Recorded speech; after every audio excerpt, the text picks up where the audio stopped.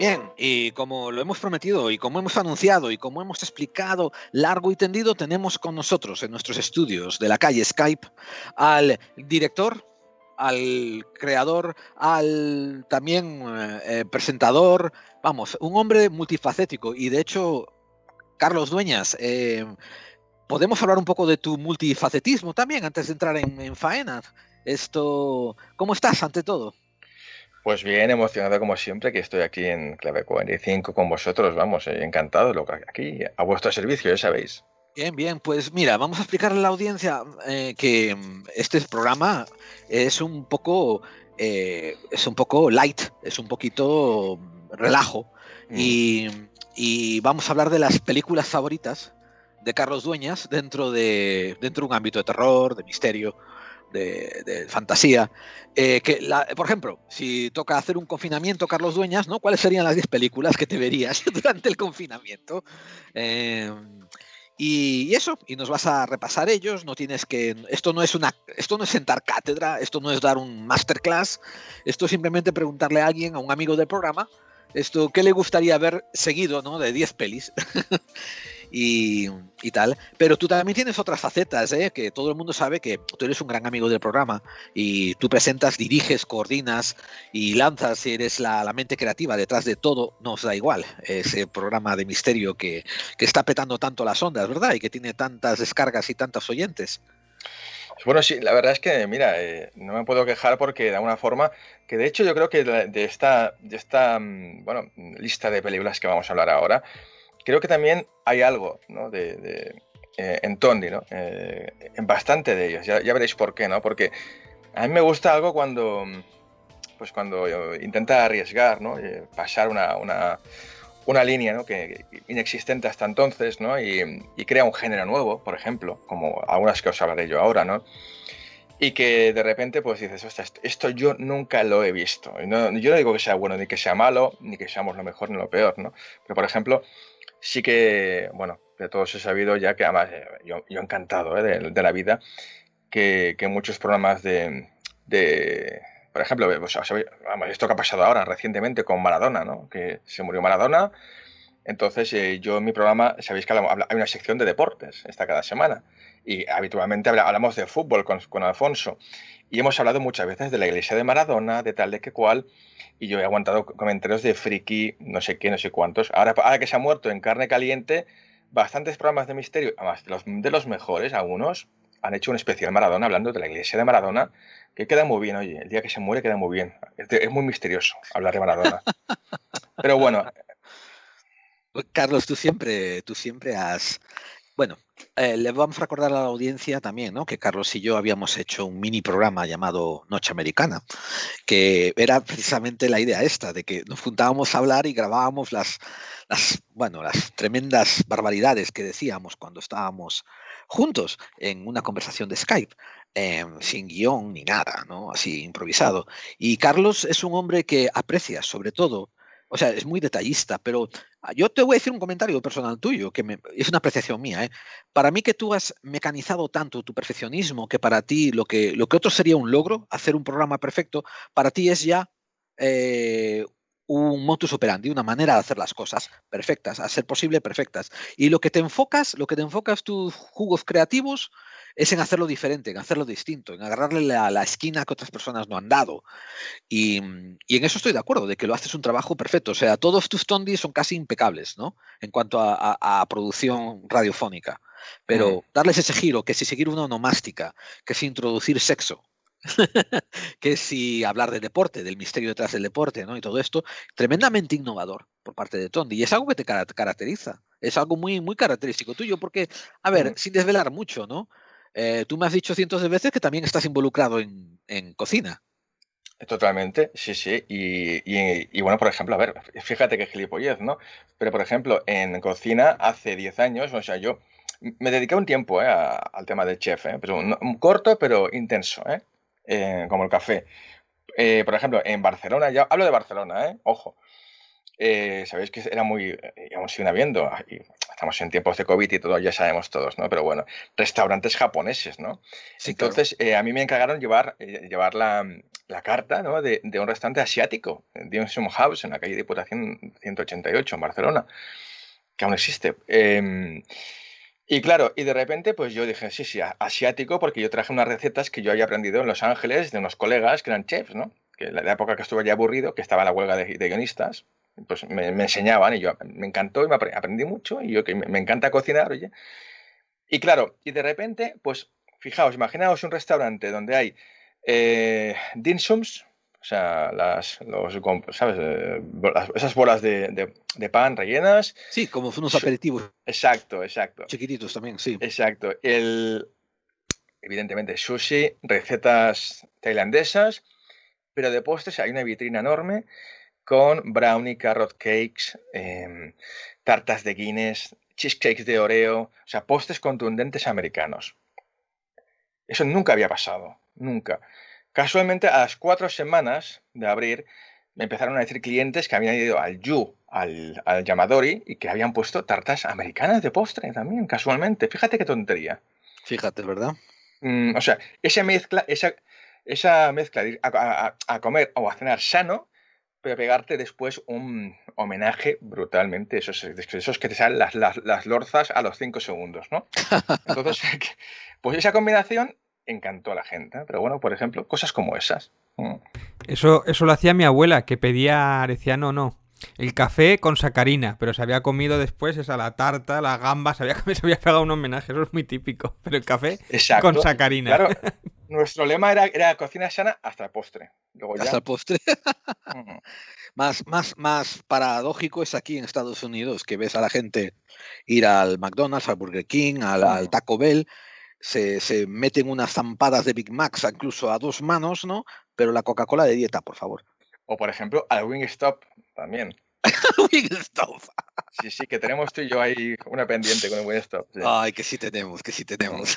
Cada 2 por 3 el Carlos cuando grabamos Noche Americana me pillaba a la hora del almuerzo y le decía, le mandaba una foto por el Telegram. Mira, mira qué Oh, alitas de pollo estoy comiendo. sí, sí, sí. Ah, las... Buah, me acuerdo perfectamente de todas, sí, sí. Aún te las prometo que te las guardo. Las, Bueno, las Atomic, bueno, sí, vamos al lío que estamos. Cuenta, sí. el pobre, el pobre David creo que está engordando a cuenta nuestra. Yo sí, a mí me gusta, no me gusta cocinar, me gusta comer. Entonces, a ver, Carlos, ¿cuál va a ser la primera peli que te gustaría poner en tu repertorio? A ver, yo aviso, ¿eh? Luego, si queréis, hablaremos de otras tantas, ¿no? Porque, Vale, por ejemplo, yo en esta lista no he puesto, ni tampoco en la otra, em, clásicos recientes, ¿no? Porque para mí una película tiene que tener pozo, ¿no? Para mí es como todo, ¿no? O sea, sí, tiene que tener pozo. O sea, habitualmente siempre nos vamos a acordar las últimas, ¿no? Entonces, y como nos satisface mucho sentirnos descubridores de algo. Para nosotros el descubrir algo antes que otro significa que eso es mejor que lo anterior, ¿no? Entonces yo creo que siempre tienes que tener un pozo sobre algo, ¿no? Un pozo sobre cualquier tipo de arte, una película, una canción o lo que sea, ¿no? Porque el cine, a fin de cuentas, es una época, es una situación en tu vida, es una claro. circunstancia, un estado de ánimo en el que estás y te afecta, más o Una, menos, ¿no? una sensación contextual, ¿verdad? Para ese contexto en el que estás. Exacto, ¿no? Entonces, yo prefiero verlo un poco desde la distancia todo esto, ¿no? Casi siempre todas estas 10 películas que os he cogido, luego hablaremos de otras tantas, ¿vale? Por ejemplo, yo no he Vale. cogido ninguna de John, por ejemplo, del director, no me acuerdo cómo se llama este, pero bueno, el director este asiático que ha hecho Expediente Warren, Insidious, Ah, por sí, sí, es ejemplo. verdad que Sí, lo contrataron para hacer esa línea de películas, las de los Warren, sí. sí, sí, sí, sí, que, a ver, a mí me James encanta, Wan es. ¿eh? James Wan, que lo he mirado en IMDb ahora mismo. Exacto, James Wan. exacto. James Wan, perdón. Sí, sí, por favor, gracias, de verdad. Sí, que No te además preocupes. empezó con David Soap, tiene ahí ¿no? la Wikipedia justa Pues para nosotros, gracias, así que gracias, por favor. No, es que además aviso que esto es una charla informal, ¿eh? No tengo aquí sí, sí, sí. la ristra de datos ni nada. Va a ser un poco muy emocional, ¿eh? O sea que no, igual me pierdo en algún dato, ¿eh? Pero eso, que me parece no tener ninguna de James Wan, y eso que me encanta. Para mí es el mejor director de terror actualmente vivo. O sea, En serio, después tenemos que preguntar, me gustaría tu opinión sobre eso, porque a mí no me impresiona mayormente el hombre, pero me gustaría tu opinión sobre ello. A mí me gusta. Lo que pasa es que son películas a ver, ¿cómo te diría? Muy académicas. Académicas me refiero a que siguen todos los parámetros del cine de terror, ¿no? Entonces, claro, yo, por ejemplo, para mí, en la número 10, por ejemplo, yo pongo Holocausto Caníbal. Oh, Holocausto Caníbal, a ver. Holocausto Caníbal, evidentemente. Espera un segundo. Ahí está la música. Sí, bueno, fantástica.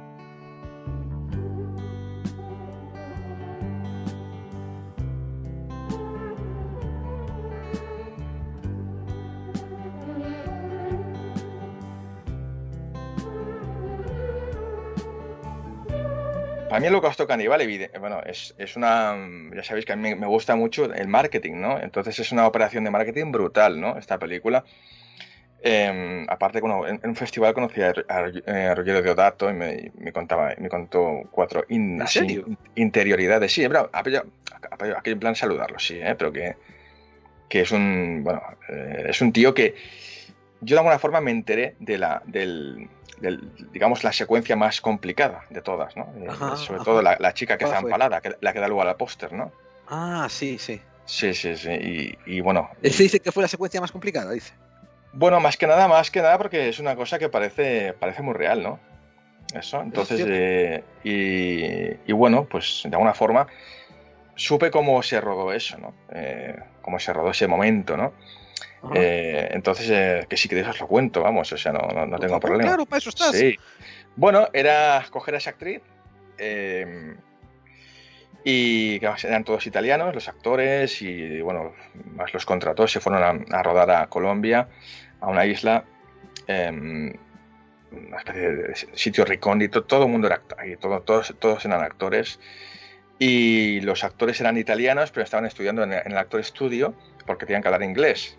Entonces les prohibió durante un año hacer ni spots, ni nada, ni hacer nada, ni rodar nada, hasta que la película estuviese estrenada, ¿no?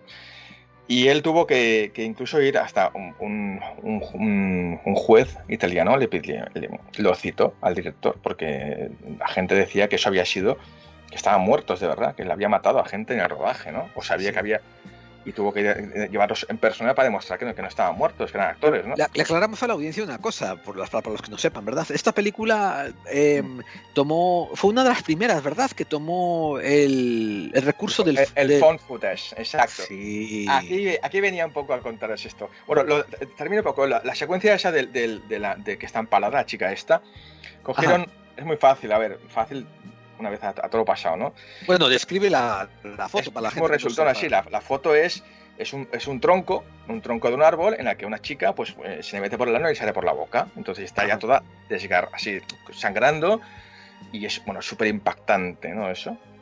Entonces la forma que lo rodó fue cortando el tronco un poco por encima de la cintura de ella, ¿no? Y incrustar un sillón de bici ahí, ¿no? Wow. Entonces ella se quedó sentada ahí, en ese sillón, ¿no? Y la parte de arriba era por span, que acababa en punta, para que ella, que además el por span no pesa nada, pudiese sujetarlo con la boca sin ¿sabes? O sea, porque no pesa nada, pintándolo de la misma forma de color del tronco de abajo. Sí. Y luego, si os fijáis, porque si os fijáis ahora en el póster, ella no tiene tiene mucha sangre porque se le sale por la boca y además está desnuda, eso es impactantísimo, pero no tiene ninguna herida, no tiene ningún corte, no tiene nada, ¿no? O sea, solo sangre, no tiene nada más, ¿no? Sí. No tiene ni una parte del cuerpo desgarrada ni nada. Entonces eso es una de las formas en que se rodó esa secuencia. Y lo que tú decías, a mí, por eso me gusta esta película. A ver, yo no digo que quizás no está ni en las 50 mejores, ¿no? Ajá. Si la analizamos, ¿no? Y te digo que me gusta a mí. ¿Por qué? Pues porque inventó el metraje encontrado. Gracias a esta película existen, sí, pues, Paranormal Activity, la saga, Black List Project, por ejemplo, Cloverfield, sí, la bruja tantas, ¿no? La bruja de Blair, ¿no? Que es también... Exacto, la bruja de Blair. que mucha gente, flipo, hostia, el brujo de Blair, fíjate, no, perdona, esto está inventado ya hace 20 años, o sea. Claro. Y otra cosa muy, muy bonita a destacar de esta, bueno, otra cosa muy interesante que seguramente tú vas a destacar de esta peli es que él tampoco, el director, como su campaña de marketing, tampoco se preocupó de aclarar que esto no era un documental. O sea, ni dijo sí ni dijo no. No, de hecho la productora contrató a revistas aquí en España, el número, no me acuerdo, que sale Norma Duval en la portada, por cierto, Interview, sacó un reportaje, y además en la portada pone, hay una reseña, pone, reporteros encontrados muertos. Wow. Comidos por caníbales, era el titular, si no recuerdo mal. Sí. Y ya os pasé luego por si lo queréis poner. O sea que por encima él fomentaba la idea de que esto era real. Claro que sí, es que eso, a todas luces, es que es más, hay mucha gente que hoy en día se piensa que eso es real. Sí, es cierto.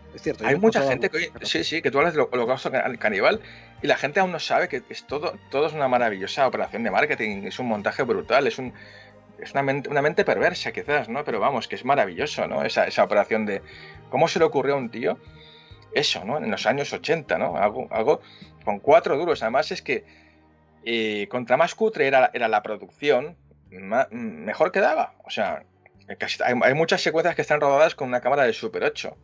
O sea, están hechas... es muy barata. O sea, es una idea que, pero contra más cutre, mejor. O sea, por eso me molaba esa idea, ¿no? El tío cómo le dio la vuelta a la producción para aprovechar, ¿no? Los pocos recursos que tenía, ¿no? Me pareció brutal. O sea, por eso a mí esta es una de las películas que bueno, que yo me llevaría, ¿no? O sea, al siguiente confinamiento. Ajá. Bueno. Eso bien. Esto...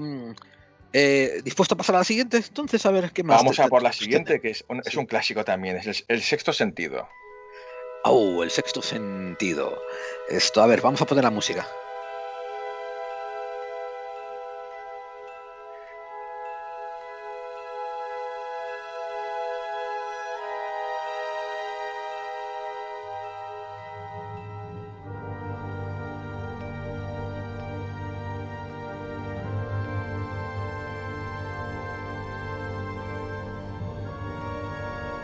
Bien. Y cuéntanos brevemente, en 5 frases, un poquito de qué va.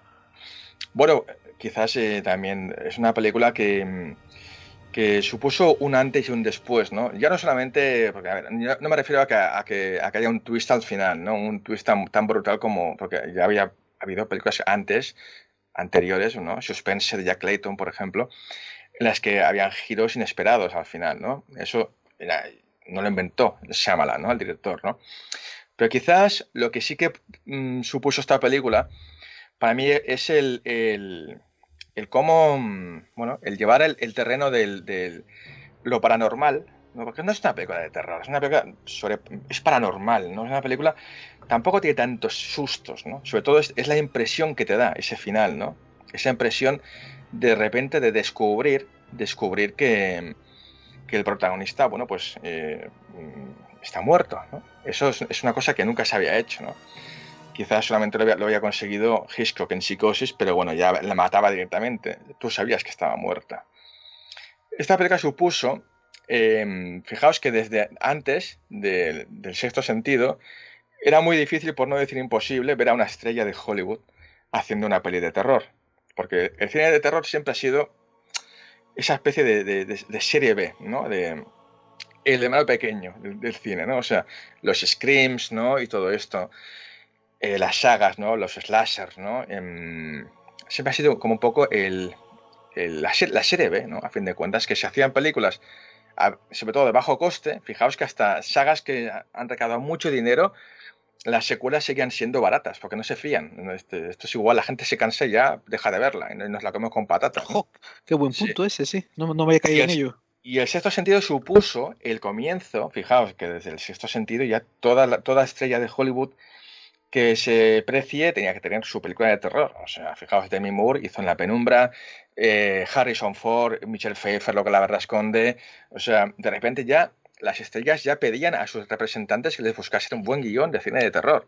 Oye, Carlos, nunca había recabado en eso, pero tienes razón. Fue un antes y un después, ¿eh? Sí. Esto fue es que, pues a mí me mola las pelis que que generan un antes y un después en algo. No es que, aparte que es una maravillosa película de suspense, súper bien dirigida, además está hecha de una forma muy bergmaniana, ¿no? O sea, está hecha con muy pocos recursos, son planos muy largos para ser un film de terror, son planos muy sostenidos, se trabajan mucho los actores y encima, luego, todo el suspense está en eso, está en cómo te cuenta la película el director, ¿no? En ese punto de cámara en el que tú no aprecias que, bueno, que si luego al final, cuando ya al final nos centramos de todo, recurre a los mismos planos que antes hemos estado viendo, pero mueve un poquito la cámara para que veas que él te descubre, el cine te descubre la verdad. O sea, que su mujer estaba hablando sola, no estaba hablando con nadie. ¿Por qué? Pues porque al bajar la cámara vemos que él no tiene el servicio, no tiene ni plato, ni tiene cubierto, ni tiene nada. Pero eso lo hace al final. Entonces, es como que técnicamente es maravillosa esa película, porque fíjate Es que cierto, sí, señor. sí, ese punto de cámara es el que, a fin de cuentas, te cambia totalmente el sentido de la película. Y además que ese detalle que tú has dado, me acuerdo que cuando nos dieron ¿cómo se dice? El gran reveal, la gran revelación del final, ¿no? Sí. Pues le da repetibilidad a la película. Me hizo volver a verla otra vez, otro par de veces, para buscar otros detalles, ¿no? Que estaban ahí, lo cual es muy recompensante para la audiencia, ¿verdad? Por supuesto. Y de hecho, pero fíjate que Shyamalan, de alguna forma, es hasta, ¿cómo te diría? Es honesto con el espectador, porque la película, empieza que le pegan un tiro. Le pegan un tiro y el tío se queda retorcido en el suelo. O sea, ¿Es verdad? Sí, que te engaña, pero claro, bien, ¿no? Que lo hace bien. Sí, exacto. Es que no es como cuando otras cine... pelis de trampa que te engañan y te frustras porque te han engañado mal. En esta te engaña, pero dices, anda, cojones. Yo recuerdo salir de esa película, yo no sé si os pasaba a vosotros, y salir exhausto. Porque te requiere, no sé, es como te metía tanta tensión que cuando salías del cine yo salía agotado por todas las historias y todo lo truculento que era, la puesta en escena, la oscuridad y todo eso. A mí esa peli me flipa y para mí no ha llegado, es la mejor de Shyamalan, ¿no? Para mí que no ha alcanzado nunca otra vez ese nivel porque el guion me parece tan redondo. Sí, no ha conseguido superarla. Para muchos cinéfilos, que aquí, insisto, estos son gustos personales y punto. Yo, si hablamos técnicamente, me pondría quizás a hablar de otras películas, pero quizás para muchos cinéfilos, El Protegido, quizás dicen que es la mejor de Shyamalan, ¿no? La siguiente que hizo, ¿no? Para mí no, para mí es el Sexto Sentido porque lo que pasa es que yo creo que el problema de Shyamalan es que él se auto obligó, se autoimpuso, ¿no? La gente ya estaba todo el rato en las pelis de Shyamalan, todas, ¿no? En el Incidente, La Visita, en Señales. Estaba esperando ese giro final, con lo cual tú ya es como que tú ya empiezas a ver la película de una forma desconfiando de todos los personajes, porque sabes que al final va a haber un giro. Entonces, yo creo que eso para mí fue un fallo. Fíjate, por ejemplo, que a mí me parece mucho más inteligente, que no está en la lista, por cierto, y que es una maravillosa película, Los Otros, de Amenábar, que estuvo en mi escuela 2 años haciendo seminarios. Es mucho más inteligente lo que hizo Amenábar, a mí. O sea, él sabía que después de Los Otros es imposible mejorarla. ¿Cómo conseguir superar, crecer y encima ganar un Oscar después de Los Otros? Cambiando de género. Totalmente. Mar adentro, no tiene nada que ver. Eso sí que o sea, ya está fuera, no hay punto de comparación. Es como si te digo yo como cocinero, pues que te hago una paella de marisco y lo siguiente te hago un pollo al curry tailandés. Sí, es comida, pero no es lo mismo, es diferente. O sea, no pueden competir entre ellos. Además le perjudicó a los otros justo esta película, porque el Sexto Sentido no se conocía cuando se estaban rodando y creo que hay 6 meses o 3 meses de diferencia. Y fue un palo para Amenábar el estreno del Sexto Sentido porque le había jodido en parte la película. Yo creo que los otros hubiera llegado mucho más lejos, hubiera sido una peli más importante aún si no hubiera existido el Sexto Sentido o si hubiera salido después. Sí, totalmente. Más de una película, curiosamente, es como lo que pasó también con la película esta que ganó los Oscars. Esta película, insisto, no tengo aquí los datos ahora, en blanco y negro, que es francesa, que es muda. No me acuerdo del título, pero bueno, la que ganó los Oscars, ¿no? A mejor película. Pues eso, pasó algo parecido. O sea, que estaban rodando precisamente en España Blancanieves, una versión en blanco y negro y muda. y tuvieron que guardarla en la nevera 2 años para que la gente no dijese que eso es una copia. El artista, me parece que es, ¿no? Exacto, de Artist, exacto, sí, de Artist. Y bueno, pues un poco esto, a ver, yo el sexto sentido, pues yo la valoro básicamente por eso, porque aparte está muy bien hecha, maravillosa, bien rodada, y es de esas películas, por ejemplo, Bruce Willis me gusta, es de esta raza de actores que es como, pues bueno, pues como esas estrellas, ¿no? Que me gustan a mí que, que sabe diferenciar. Cuando, por ejemplo, fijaos, cuando es una película de Bruce Willis, casi siempre vamos a ver lo mismo, pero cuando es una película con Bruce Willis, es interesante. Por ejemplo, con Pulp Fiction también, ¿no? Pasó, ¿no? Que cuando está él dentro de la película, no cuando es una película que va a girar en torno a él todo, ¿no? Como estrella. Él rompe totalmente su visión que tiene la gente de él, ¿no? O sea, él de repente hace una película de un tío que está totalmente pasivo toda la película, pero luego sabemos por qué, porque está muerto. Entonces, me gusta mucho ese ángulo. Oye, es que la presencia de Bruce Willis que es impresionante en general. Quiero decir, tú lo ves y te llena la pantalla. Y no sé, a mí me flipa. Yo creo que es uno de las últimas Star System, de eso de que él llevaba gente al cine, ¿no? Quizá con Will Smith o tal, que ahora no ocurre tanto, ¿no? Que creo que era bastante insoportable en los rodajes también, pero bueno, no sé, es increíble. Yo creo que a ver si le recuperamos un poco, porque está un poco como fuera del circuito, no lo sé. Sí, está un poquito, a ver, ya tiene una edad y claro, ya no puede hacer John McClane, ¿no? El de Jungla Cristal, ¿no? Entonces sí que puede hacerlo, pero bueno, cambiando un poco el guión, ¿no? Y darle el peso de la acción a su hijo o a su ayudante de turno. Y él pues cumplir con lo que tú dices, con su carisma, ¿no? Pero sí que está bastante, un poquito, a ver, es un tío un poco especialito, un poco especialito. Yo o sea, no lo conocí, no somos amigos ni nada, pero le pude dar la mano en una fiesta en Planet Hollywood 2000 en Madrid, cuando vino a presentarlo él, a inaugurarlo, ahí en Plaza Neptuno, que ya cerró pues, esa franquicia. Y mucha gente me decía que eso, que era bastante especial, que no es mal tío, no es un hijo de la gran puta, ni nada, pero que trabajando era un poquito de esos actores que no es, digamos, solidario con sus compañeros. Que, por ejemplo, para hacer los contraplanos, pues él no está, coge el doble de luces, ¿no? Entonces, el que está hablando a Bruce Willis tiene que hablar con otro que no es Bruce Willis, ¿no? Entonces, eso suele pasar. Bien, Carlos, ¿qué más nos vas a traer entonces? Bueno, ahora sí, ya vamos a esas de mis pequeñas debilidades, ¿no? Personales, ¿no? Me refiero Sí, en la que está la número 8, me refiero a Amenaza en la sombra, Don't Look Now, ¿no? Hostia, ni me suena. A ver, vamos a escuchar la música.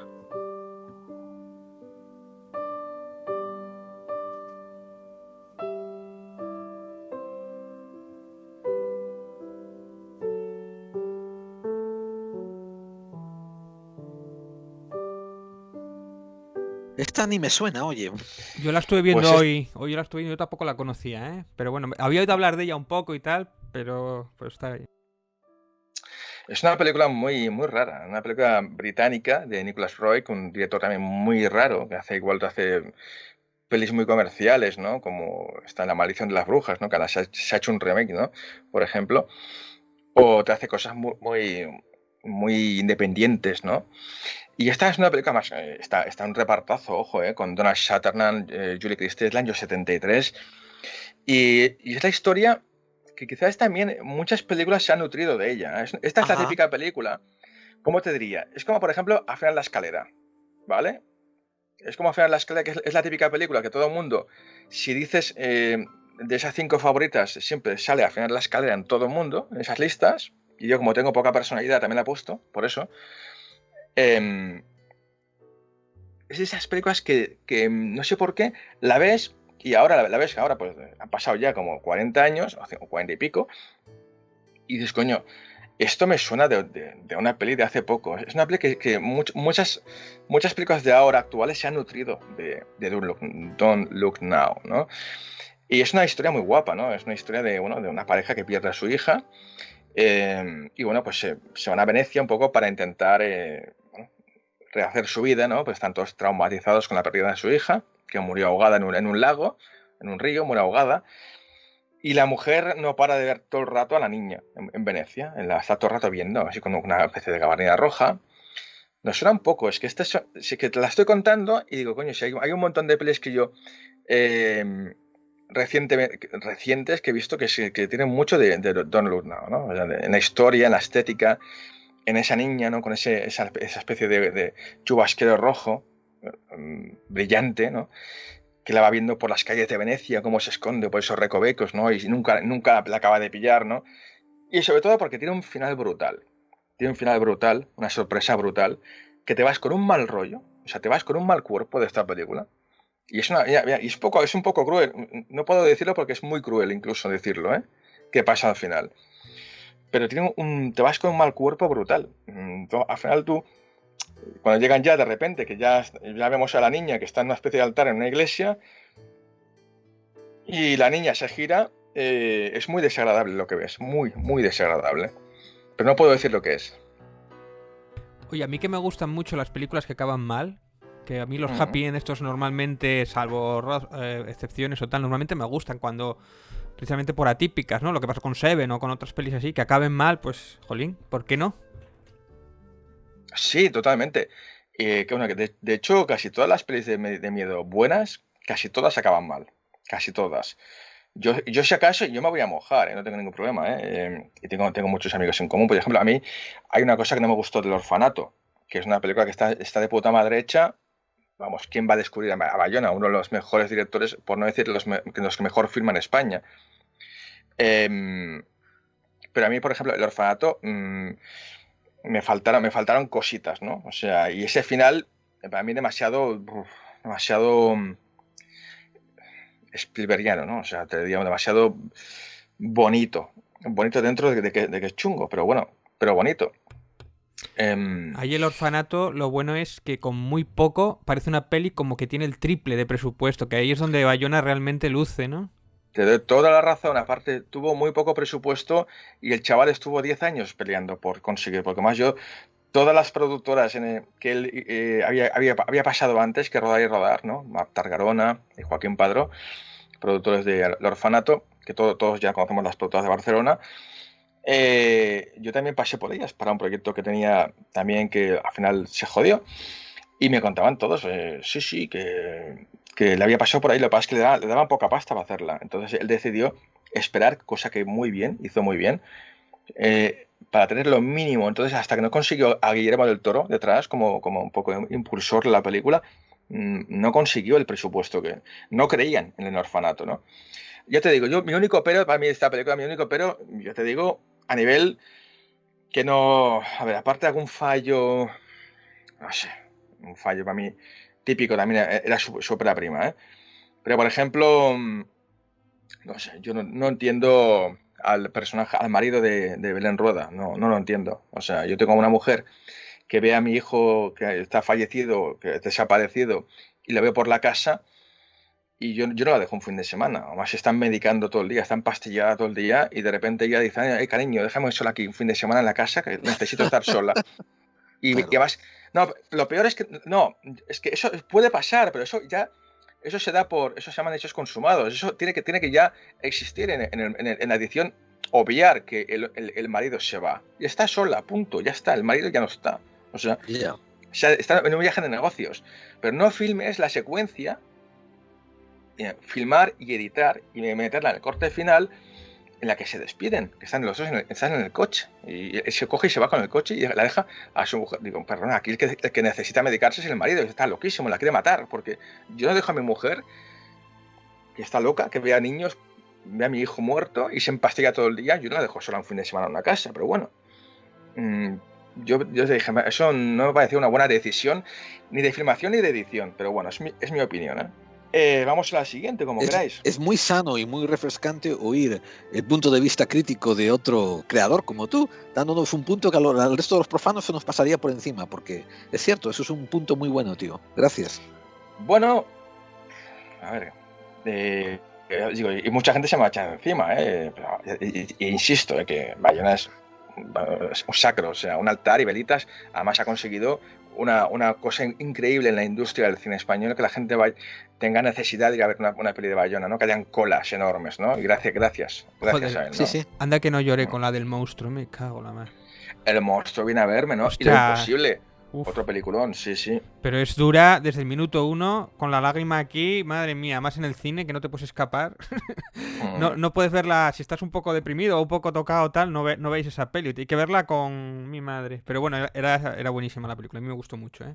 Luego, si queréis, vamos a la siguiente, que es Venga, vamos a la siguiente. La número 7, que Ajá. me refiero... a mí esta es una película, para mí, quizás yo entiendo más terror esto que no otro tipo de películas paranormales, poltergeist, etcétera, ¿no? Que sí que están bien ambientadas y te dan miedo porque están muy bien ambientadas, pero terror, para mí es que fue de Baby Jane, o sea, que es una película súper dura, o sea, súper cruel, y es una película que más que menos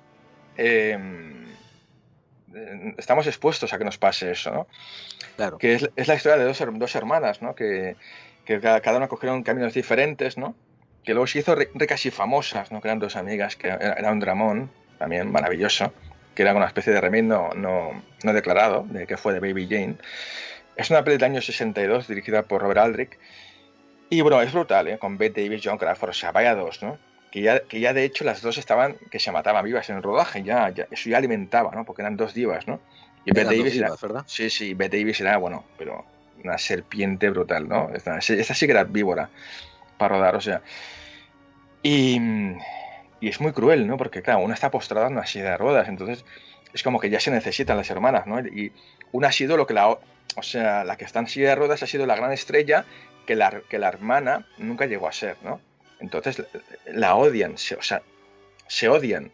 O sea, una odia a la otra hasta tal punto de que la putea y la jode, o sea, es tan cruel esta película. Más hay una secuencia que todo el mundo recordará, ¿no? Que cuando le pone el pajarito, ¿no? En la mesa, ¿no? Además tiene un canario ella, ¿no? Así, no sé si es un canario o un loro, no sé, un pajarito, ¿no? Sí, que es como su única compañía, ¿no? Es que es su única compañía, ella no puede salir de la habitación nunca, solo tira al pájaro este. Y se lo pone de menú principal la hermana, se lo pone en un plato. Bueno, es que es tan cruel, pero súper cruel esta película. Y para mí es las mejores películas que te deja mal cuerpo. Además es lo que dice David, ¿no? Que esta es muy jodida, esta película. Es jodida porque quizás que más que menos hemos tenido, pues eso, una rivalidad o con un amigo o con un hermano, que nunca hemos llegado a ser tal, hemos estado siempre a la sombra ¿no? De tal, de cual, de que hemos querido ser tal para demostrarle a tal, de no sé qué. Bueno, en el fondo, esa persona, si te quiere, te va a querer igual, seas lo que seas, ¿no? Pero esta rivalidad absurda, llevada al límite, ¿no? Llevada al límite. Y para mí esto es que fue de Baby Jane, que es una cosa que todo el mundo nos sentimos identificados porque, insisto, todos tenemos siempre una especie de role model, ¿no? Alguien a quien seguir, ¿no? En la vida, y a quien demostrarle que podemos llegar a ser tal, ¿no? Entonces es muy dura. Esta película es de lo mejorcito que yo pueda aconsejar en cine de terror, vamos. Y a mí me gusta me gusta esta peli que con muy poco, porque tiene 3 escenarios, que yo no sé si es bastante teatral, sí. Que no sé si es una obra de teatro o algo así parece, pero es un escenario muy sencillo y a mí me gusta eso, a la gente que quiera dedicarse al cine, con muy poco, cómo puedes hacer mucho, es todo guión, interpretación, incluso la iluminación. Cuando ella canta siendo mayor y tal, le pone las luces de abajo para remarcarlo como si fuera casi de terror o esperpéntico y tal. La verdad es que a mí esta peli sí es un referente, es fantástica. Y ver a esas dos actrices, bueno, es espectacular, ¿no? Esa rivalidad desde el minuto 1, las caras y todo, bueno. Es brutal, sí. Y tú lo que dices, ¿no? Es totalmente austera, ¿no? En lo que es decorados, ¿no? En producción, ¿no? Pero sin embargo, pues es como esos clásicos. También hay un clásico, que no está aquí en la lista esta, no es de terror, pero es de suspense, de Mankiewicz, ¿no? Me refiero a La huella, ¿no? De una película maravillosa, también con Michael Caine y Laurence Olivier, ¿no? Que son 2 actores y una casa, o sea, ¿no? Y de ahí no salen. Y hay una tensión brutal. Y esta peli es lo mismo, lo que dice David, ¿no? Que está muy bien aprovechado los decorados. Y se ha hecho en obras de teatro, se han hecho versiones de teatro, pero posteriores a la película. Me gusta lo brutal que es la paliza, la primera paliza que le pega. que además no enseña nada, juega mucho con lo subliminal, con la reacción del horror. Y qué bien funciona, que funciona mucho mejor que lo explícito, ¿no? Sobre todo si quieres llegar al terror, ¿no? La paliza que le pega es brutal porque, bueno, utiliza un muñeco, es un segundo, no sé qué. Esos códigos ya estaban aquí y son referentes después en el resto del cine, ¿no? El no enseñar lo explícito, eso no sé, son detalles que me gusta mucho eso, vamos. Yo creo que eso es precisamente para aprender a hacer cine, esas cosas hay que saberlas. Totalmente. Y es una película que trabaja mucho lo que es el actor fuera de plano, o sea, digamos, el personaje fuera de plano, o sea, el personaje en su soledad, ¿no? Que eso lo hace muy bien James L. Brooks, por ejemplo. Fijaos que en las pelis de James L. Brooks siempre ganan Oscars, ¿no? Sus actores ganan, bueno, La fuerza del cariño, Mejor Imposible, bueno, es un tío que dirige muy bien los actores, pero porque sabe usar mucho lo que es el personaje fuera de plano. Y aquí pasa bastante, ¿no? Que es cuando los actores no están actuando delante de otro personaje. O sea, tú tienes a un personaje y a otro personaje, si están juntos, a fin de cuentas están actuando, porque tú estás actuando porque estás haciendo lo que en referencia a esa persona, sea tu amigo, tu novia, tu pareja, lo que sea. Pero si los filmas en la soledad, no están actuando, están siendo ellos. Y ahí puedes encontrar tesoros brutales, ¿no? Actorales, ¿no? De cara a crear complicidad entre el espectador y el personaje. Cosas que ni siquiera el otro personaje, aunque sea su hermano, lo sabe. Y eso es muy interesante. Que bueno, después veremos Misery, ¿no? Que coge cositas de aquí también y todo eso. Totalmente, bueno, Misery, brutal película. Que este tío a Rob Reiner hay que bueno, ponerle ya un monumento ya. Este tío es los pocos directores que quizás, no sé, ha hecho igual 10 películas y hay 8 obras maestras, o sea, pero es brutal, ¿no? La princesa prometida, que son pelis icónicas, ¿no? Misery, Cuenta conmigo, Algunos hombres buenos, es un genio este tío. Y vamos, si queréis, a por la siguiente. Vamos a por la siguiente. Vamos a ver. Yo aquí me paro allá. Esto es un placer culpable, ¿eh? Aquí ya lo siento mucho. Aquí ya mucha gente se me echa encima. Ya me va a bloquear si es que me tienen. Me refiero a Fantasma. Fantasma, una película del año 1978-79, no recuerdo. ¿En serio? ¿La de Coscarelli? Sí, Don Coscarelli. A mí me parece... Es una de mis favoritas. Perdona, pues, que te interrumpa. Me salió el fanboy. No, es que es de las que yo seguramente más tengo la compré en Londres, me acuerdo, una caja con toda la saga entera. Brutal, es que no sé, esa peli para mí tiene algo, ¿cómo te diría? Lo que debe tener una buena peli de terror, algo intangible, algo... Dale a la audiencia un minuto de sinopsis o lo que sea, ¿no? Para que sepan de qué va. 30 segundos. Pero vaya putada me acabas de hacer. ¿Cómo explicas Fantasma en 30 segundos? Exactamente, Carlos. Por eso, exacto, es que no vale nada. ¿Cómo explicas Fantasma? Es una película hipnótica. Es una película que en el fondo es toda una paranoia, que es como Avatar, pero sin medios. O sea, se inventa un universo, unos enanos, en un mausoleo, que hay el ultramundo, que hay una especie de seres, que es una especie como de mezcla entre El Señor de los Anillos y Avatar, pero en peli de terror hecha con 4 duros. O sea, una película alucinante en la que hay como una especie de locura en el ambiente constante, pero que es una locura coherente, que es una locura que nunca deja de ser loca. Entonces, a ver, mira, yo previniendo esta pregunta que te acabo de hacer, cómo explicar la película, pues busqué, ¿no? Porque te digo, es una de mis favoritas, me sorprende que la trajeras. Esto... básicamente consiste en que una persona descubre a un ser de otra dimensión, de ultratumba, y que está llevando a cabo un plan que es nefasto para la humanidad y él tiene que detenerlo. Vamos, ese es el resumen en 5 minutos, ¿no? Pero es un resumen que no le hace nada de justicia a la peli. Porque tú sabías que esta peli, seguro que lo sabes, ¿verdad? Sabes que esta peli le surgió a él de un sueño. Quiero decir, tuvo una pesadilla. Cuéntalo tú ya que lo sabes. No, pero perdona, esta película lo que tiene muchos lugares comunes, o sea que ahora la gente, tú pones esta película ahora, no sé, ¿qué ha pasado? 40 años por ahí, sí. Y ahora pues dirás, ay, esto ya lo he visto, es que hay cosas que empezaron en Fantasma, por ejemplo, esto de follar en un cementerio, echar un polvo en el cementerio, casi nadie, no sé, yo te diría que fue la primera vez que lo vi, o sea, en Fantasma, o sea...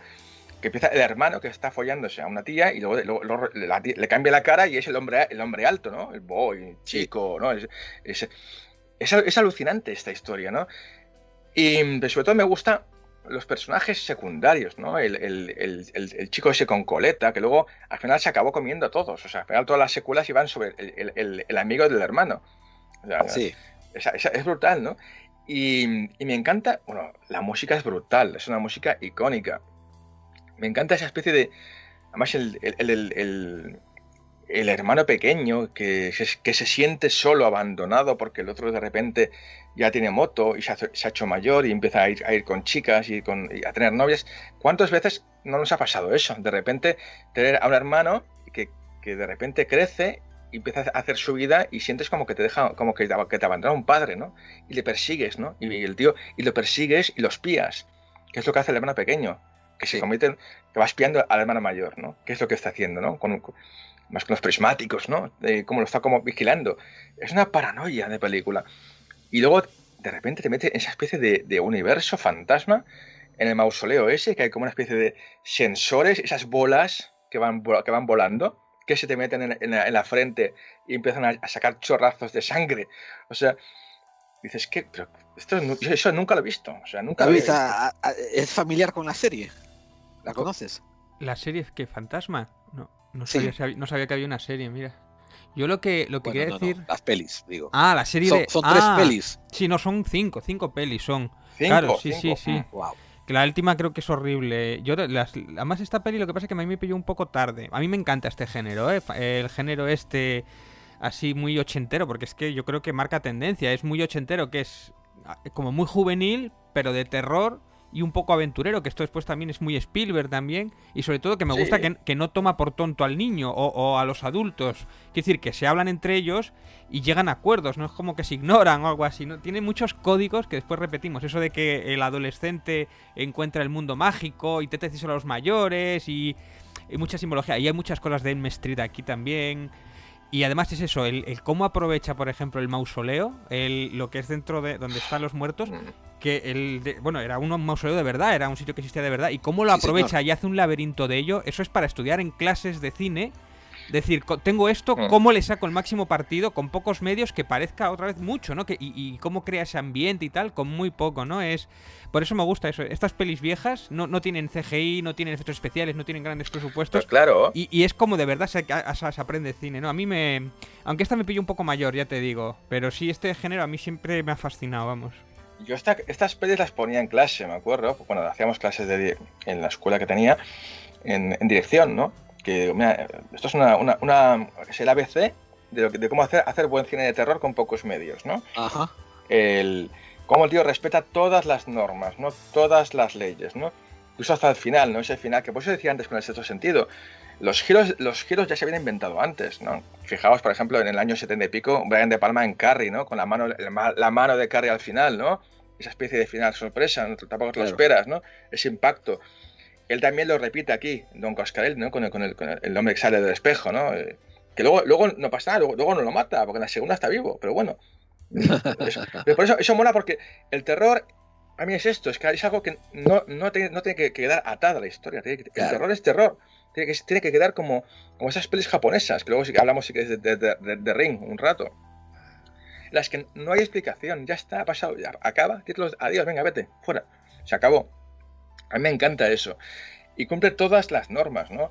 Los planos, por ejemplo, los sustos, ¿no? Las manos, cuchillos, impactos, ¿no? Siempre Coscarelli, ¿no? Siempre te las pone por el margen derecho, ¿no? Que es como impacta mucho más que el izquierdo siempre, ¿no? Que salga la mano por el margen derecho. Bueno, cumple todas las pautas, ¿no? Académicas del cine de terror, ¿no? Y me encanta, a mí me gustó hasta la 3. O sea, luego ya sí que es verdad que luego la cosa ya degenera. Sí, señor, buena matización, la 3. Te cuento una anécdota. Allá en Estados Unidos, cuando yo estaba por allá por los años mediados de los 80, había una industria que eran las revistas especializadas. Y resulta que las había, por ejemplo, de artes marciales, las había de cómics. Y también había unas que tenía que ver con el cine gore y con el cine de terror. Lo juntaban, gore y terror. Y Y oye, en los años 80 yo me compraba alguna de vez en cuando para mis viajes en el tren y tal, por el asunto de cine, y no faltaba el mes en que de alguna manera referenciaban Fantasma. Y una vez yo me compré, salían cada mes, me compré los 12 números de aquel año. Y busqué y busqué y busqué, y en todas había o un mini artículo o un artículo completo sobre Fantasma. Muy curioso, o sea, fíjate el impacto que tuvo, ¿no? Sí, Donde el efecto especiales le contaba cómo habían hecho las bolas volantes, las bolas de acero, el detalle del mausoleo, ¿no? De cómo hacer una gran película con muy bajo presupuesto, ¿no? O sea, artículos y artículos y artículos llenados en las revistas especializadas con Fantasma. Y esto estoy hablando del año 87 y ya habían pasado casi 10 años de esa película. Fíjate. Es que esta estaba rodada en fines de semana. Pasa como Evil Dead. Era una peli hecha por 4 amigos y creo que tardó año y pico, 2 años. Y fíjate, con $300,000 creo que sé. Y sacó dinero, claro. Después por eso tuvo secuelas. Es que es un ejemplo de cómo hacer cine, buen cine de cualquier género. Que tú vayas a rodar con tus colegas y que la historia esté ambientada en la casa de tus colegas, que es donde puedes rodar, a fin de cuentas. O sea, no te compliques la vida. O sea, y ya está. Y yo, si queréis, a ver, a mí me encanta la siguiente. Vamos allá, si queréis, a por la próxima. Sí, por favor. Vale, que a mí esta es una debilidad también, otra debilidad, ¿no? Que es un hombre lobo americano en Londres. ¡Oh, qué grande! A ver, ponnos la banda sonora, David.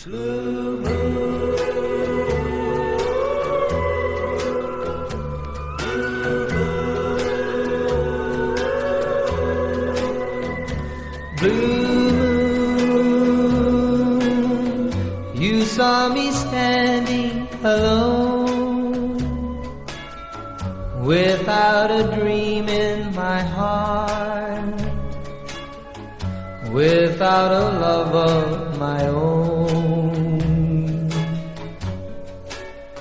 Ajá. A mí esta me encanta, esta peli, ¿eh? O sea, es una de mis favoritas, me flipa. A mí me encanta porque, aparte, tiene a mí, pues, cosas que poca gente quizás se ha dado cuenta, ¿no?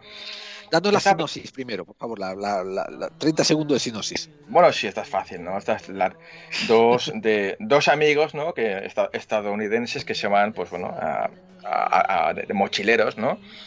Y bueno, pues están por Inglaterra y van a parar a un pueblo en el que todo el mundo ya los mira mal porque son extranjeros, son de fuera. Y bueno, empiezan a escuchar algo de cuidado con la luna, ¿no? Y ellos pasan de todo y bueno, les ataca un lobo a uno de ellos y sobre todo la parte para mí fundamental que impera en toda la película es el sentimiento de culpabilidad del amigo que sale corriendo cuando le está atacando a su amigo, ¿no? Entonces sale corriendo y luego al final se arrepiente, pero ya es demasiado tarde porque ya lo ha matado, ¿no? El lobo. Y a él le ha arañado, ¿no? Entonces, claro, luego está la transformación y está... Pero quizás a mí esta película, y ya te digo, seguramente me equivoco, pero que yo recuerde, es la primera película que mezcla terror y humor. Sí, porque sí. es muy divertida. Yo es que no sé si es la primera, pero yo me acuerdo de pasarlo, de estar descojonándome, pero a la vez pasándolo fatal, ¿no? Es humor negro. Exacto. Ahí está. Yo creo que pocas veces me ha pasado, ¿eh? El tío está comiendo palomitas, el fantasma del amigo, que se le caen por fuera, porque está destripado, comiendo palomitas en el cine y se le caen por fuera las palomitas, o sea, no tiene garganta, es una cosa brutal, pero brutal. Y luego es terrorífica. A mí tiene, mira, con todos los efectos digitales y CGI que hay hoy en día, la mejor transformación de la historia de Hombre Lobo. La mejor, o sea, que te duelen los... Es historia de te cine, duelen los huesos, que te duele, es que escuchas los huesos crujir, es que cuando el tío se está transformando. Y sobre todo a mí esta peli tiene algo curioso, que quizás pocas pelis de terror tienen. Que es la única película de terror, la única, que yo recuerde, que está dirigida por un director de comedia, no por un director de cine de terror, John Landis. Eso es muy importante, ese matiz. Eso es verdad. Es la única, no hay más. Ya puedes buscar. Es la única película de terror, porque el cine de terror siempre tiene directores de cine de terror, ¿no? Que somos todos muy fans del cine. A mí me encanta el cine de terror, ¿no? Entonces, es la única película que está dirigida por un director que el tío se ha hinchado a hacer comedias toda su vida. La única de terror que ha hecho en su vida es Un hombre lobo americano en Londres. Y es cojonuda, es alucinante. Y esta especie, ya te digo, de mezclar, que fue la primera vez que mezcló terror, porque es brutal, para mí es brutal, o sea, lo pasas muy mal viendo esta película, pero es lo que dice David, ¿no? Que de repente dices, esto es muy loco, esto de repente ahora pasa a ser comedia, sobre todo por la parte del amigo, que el amigo se le aparece, ¿no? Que es como una especie de la conciencia, ¿no? del protagonista, ¿no? Que él tiene mala conciencia, ¿no? Y no sé, a mí personalmente yo creo que es de las películas más redondas que hay de terror de la historia, para mi gusto. Luego se hizo un remake también y bueno. Una parte 2, ¿verdad? Fue El hombre americano en Francia. En París, sí, con Julie Delphi, sí. Pero era muy sí, naif, sí. era muy naif, a mí no me gusta. Sí, Pero, bueno. pero esta peli tenía cosas muy curiosas, la del el hombre lobo americano en Londres, lo de que el lobo sean 4 patas, que era bastante gore, pero también juega con muchos códigos del terror y todo esto. O sea, también no enseñaba mucho, aunque después sí que tenía bastante gore y tal. Y después el látex, que siempre funciona estupendamente. Y el CGI solamente debe ser para lo imprescindible, para lo que no puedes hacer de otra manera, pero qué bien funciona el látex. Hay un making of, yo esta me la compré en DVD en su momento, viene un making of de cómo se hizo la escena de la transformación. Y para la escena en que se abre la boca 3 segundos, eso era una máquina que era hacer ese movimiento nada más, que habían tardado como 3 o 4 o 5 meses para hacerlo y tal. Y era una escena de 3 segundos. Y claro, eso es lo que te da empaque toda la transformación y tal. Y esa escena de la transformación del hombre lobo es historia del cine, literalmente. Historia, sí, señor. La mejor. Te duele no todo. No ha habido sí, otra, sí. no ha habido... Mira que, por ejemplo, la que hizo... ¿Cómo se llama? Benicio del Toro, del Wolf, ¿no? Está el hombre lobo. No está mal, pero a mí es que nada comparable a esta transformación de John Landis, ¿no? Del actor, ¿no? Claro. A mí me encanta David Naughton, vamos, el actor este, que luego tampoco hizo mucha cosa más, ¿no? Y luego salió un jovencísimo Griffin Dunne también, por cierto, que es el amigo desgraciado, vamos, o sea que... Ajá. Pero bueno, que yo sí que vamos a la siguiente ya. Sí, por favor, dale, por favor, que está... Gracias. Bueno, echa la siguiente. Vamos a por, yo creo que para mí, la mejor película de terror, sin ser de terror, ¿no? Me refiero a El silencio de los corderos, ¿no? Wow.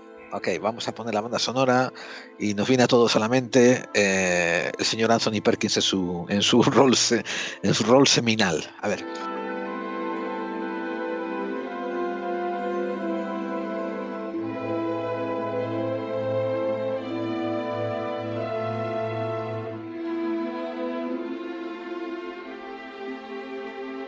Bueno, a ver, pero esta película para mí es brutal, ¿no? Y sobre todo ya no lo que te cuenta, sino cómo te lo cuenta, ¿no? Esa especie de maestría que tenía Jonathan Demme, ¿no? Que falleció ya este director. Ese personaje acomplejado, ¿no? De Clarice Starling, ¿no? De la protagonista, de Jodie Foster, ¿no? Que siempre era como un personaje bastante insegura de sí mismo, pero que tenía que fingir una seguridad brutal, ¿no? Por ser agente del FBI, ¿no? Y es brutal, ¿no? El cómo está siempre, cómo usa la cámara subjetiva, ¿no? Que cómo los personajes siempre, ella, cuando está hablando con alguien, ella mira hacia un lado de la cámara, ¿vale? Por ejemplo, fijaos que yo soy Jodie Foster y estoy hablando con un personaje, yo estoy hablando hacia ese lado, entonces el siguiente contraplano tendría que ser el actor mirando hacia ese lado para que se cumpla el salto de eje. Sin embargo, todos los personajes que hablan con Jodie Foster miran a cámara directamente. Entonces les crea esa especie de peso, el peso del, ¿sabes? Como de esa carga de sentimiento de culpabilidad, ¿no? Que tiene ella siempre, ¿no? Por una cosa que le pasó en su infancia, ¿no? Y es brutal cómo está filmada esta película, Jonathan, aparte que, bueno, qué decir, ¿no? De Anthony Hopkins, ¿no? Y Jodie Foster también, brutal el montaje, ¿no? La importancia del montaje. Fijaos que también tiene un pequeño falso final, ¿no? Fijaos, esa especie de cuando están cercando la casa, ¿no? Porque se creen que está ahí el Hannibal Lecter, ¿no? Y sin embargo, de repente nos damos cuenta de que están cercando otra casa que no tiene nada que ver con la... Fijaos cómo se usa lo que os he dicho antes, ¿no? El cómo te lo cuento más que lo que te cuento, ¿no? O sea, es una película a mí maestra es de esas películas que me da esta rabia, ¿no? Digo, coño, ¿por qué no la hice yo, no? O sea, es que tengo envidia sana, pero envidia de lo buena que es esa película. Es perfecta. A mí no le sobra ni le falta ni un plano, ¿no? O sea, no, es que es perfecta en todo, en cómo está hecha, interpretada, editada, la música que tiene también, brutal. Y sobre todo también por darnos un personaje tan cabrón y tan malo, y cada vez nos caiga tan bien. O sea, que sea tan inteligente como Aníbal Lecter, ¿no? Que nos cae genial, ¿no? A pesar de ser un tío que no quisiéramos cruzarnos por la calle con él, lo respetamos, porque es un tío muy inteligente, ¿no? Y todo lo que hace lo hace por algo. Pues a mí me encanta eso. Que después de esta película se ha repetido fórmula un montón, esta creo tendencia, ¿no? Que por ejemplo yo creo que Seven coge bastante. Y a mí me gustó mucho la serie de Aníbal que se hizo después, sí, que estéticamente y tal, y coge muchos matices, y le da una vuelta incluso al personaje, donde era parecía imposible darle una vuelta, y en la serie me parece fantástica y tal. Pero si a mí El silencio de los corderos es una de estas pelis es un thriller, es que es un thriller moderno, yo creo que sí. Es... Y la escena final y toda la tensión y todo, sí. Pero yo os aseguro, y mucha gente, yo he hablado con muchos colegas y coincidimos, es de esas pelis que yo me acuerdo que durante semanas, te diría, por no decir meses, yo soñaba con ella, tenía pesadillas, o sea, yo no sé, se te queda en la psique, o sea, esa mirada, ¿no? de Anthony Hopkins, ¿no? Ese ambiente, ese final, esa tensión brutal que hay en la película. O sea, quizás no es que una peli que tenga sustos, impactos, pero te queda aquí, en el subconsciente, ¿eh? Es brutal lo que consigue. Además creo que era la primera vez que una de este género tenía reconocimiento, tenía Oscar, que esto era la primera vez. O sea, sí, totalmente. Que tenía, fuera de los de efectos especiales o cosas así, que tenía el protagonista y creo que la mejor película o algo así, que tuvo los Oscar, los dos tuvieron Oscar. No. Tuvo esa especie de repóker que pocas películas tienen, que es ganar los 5 más importantes, que es película, director, guión, actor y actriz principal. O sea, eso muy pocas películas lo han conseguido, que es las máximas distinciones que hay, ¿no? Los Oscar, peli, director principal, actor, actriz y guión. Y lo consiguió esta película. Hay un pedazo de trivia que yo me enteré bien al poco de que saliera la película. Sabéis que el guionista tuvo un precedente al silencio de los corderos en el año 86 con Michael Mann, que hizo una película llamada Manhunter. Sí, señor. Que no sé si saldría a España.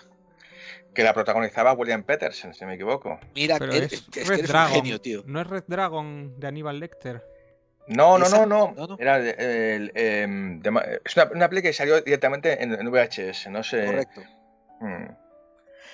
Y el guionista hizo su precesión a Aníbal Lecter, a Buffalo Bill y a todos estos, ¿no? A toda esta panda de psicópatas con este personaje que es un ex perfilador del FBI que se metía tanto en la cabeza del personaje que él sentía que estaba mal, ¿no? De la cabeza también.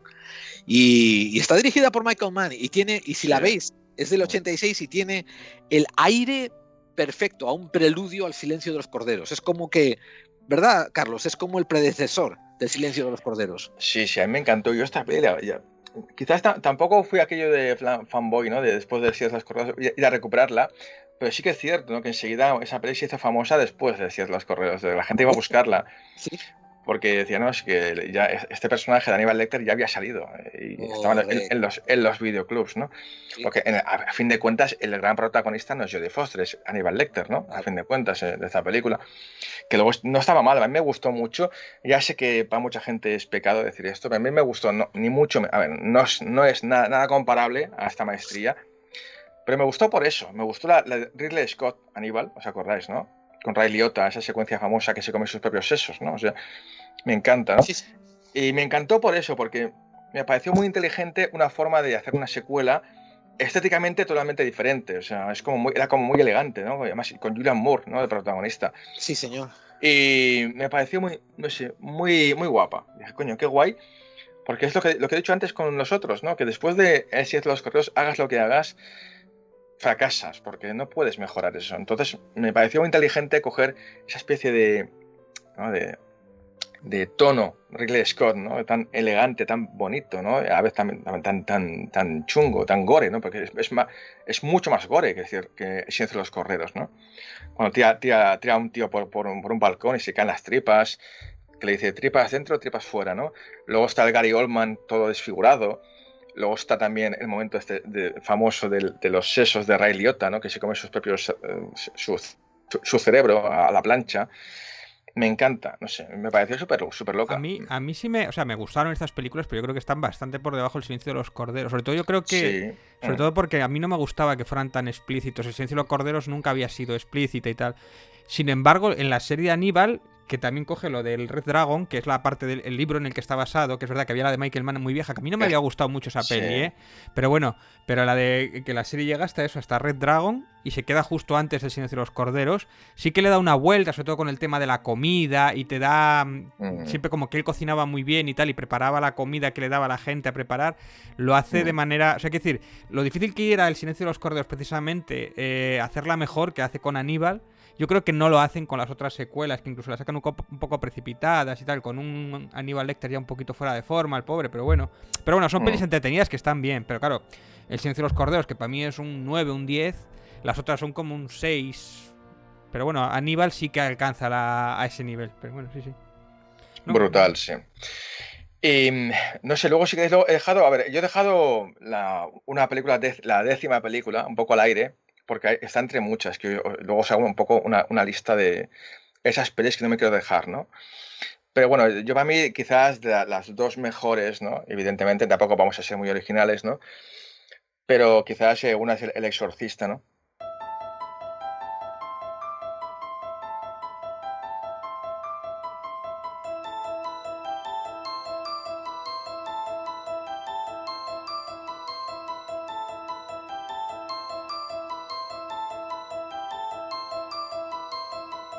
Sin ir más lejos, ¿no? El Exorcista, ¿no? Es una película que bueno, eso fue un antes y un después en el cine de terror, ¿no? De toda la historia, ¿no? Ya no ningún género ni nada, ¿no? Esa fue la película impensable, ¿no? Yo creo que incluso hasta después, ¿no? No sé si El Sexto Sentido estuvo nominada a tantos Oscars, ¿no? Creo que estuvo nominada a 6 Oscars, Sexto Sentido. El Exorcista estuvo nominada a 10 Oscars. Eso es una cosa impensable. O sea, muy pocas películas en la historia han estado nominadas a 10 Oscars. O sea, y una película de terror brutal. O sea, me parece alucinante, ¿no? El cómo William Friedkin, y ya te digo, para mí quizás es esa especie de sincronía extraña, ¿no? Que se produce a veces en el cine, ¿eh? Que coge el director adecuado, con el casting adecuado, en el momento adecuado. Es como que está todo en estado de gracia, ¿no? Y eso pasa pues en pocas películas, ¿no? Eso pasa, por ejemplo, en Tomates Verdes Fritos, en Pequeña Miss Sunshine, ¿no? Que ves que todo está perfecto, pero que luego tampoco el director ha hecho nada más, ¿no? Sino es que, y no es que sea bueno ni malo, es que es así, ¿no? William Friedkin sí que ha hecho grandes películas, ¿no? Como French Connection, ¿no? Y entre otras, ¿no? Y A la caza, ¿no? Aunque me encanta esta peli de Al Pacino, ¿no? Cruising. Tú nos contaste la anécdota cuando el guionista... ¿Era Friedkin el guionista? No, él es el director. No, el director es William Friedkin, sí. Pero el guionista había concursado en aquel juego. Sí. Bueno, sí, os lo repito. Bueno, de hecho yo siempre que hablo del Exorcista lanzo esta especie de gancho, ¿no? De decir, oye, que sin Groucho Marx nunca hubiésemos visto El Exorcista. Y la gente se queda, ¿qué tiene que ver, no? Sí, esto es real. En los años 50, ¿no? Groucho Marx estaba estaba presentando un concurso en la cadena, creo que era ABC, que era You Bet Your Life, una especie de que apostamos, ¿no? Tipo Carlos Sobera, ¿no? O sea, preguntas y respuestas y ganas dinero, ya está, ¿no?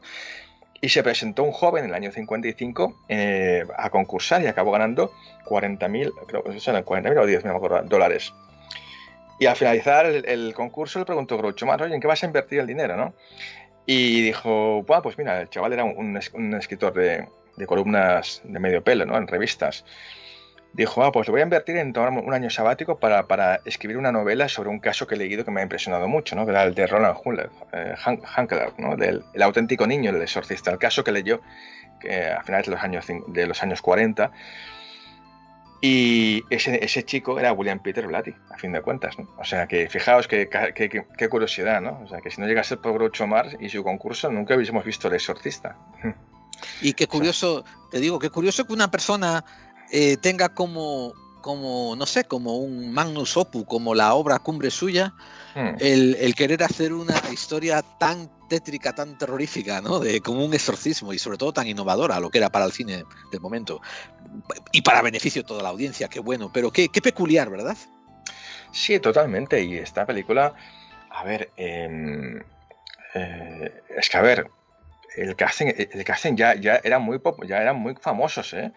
No sé cómo consiguió William Friedkin conseguir a Ellen Burstyn, a Max von Sydow, o sea que era una estrellaza, ¿no? del cine mundial, ¿no? Con Bergman, ¿no? Había trabajado toda su vida, ¿no?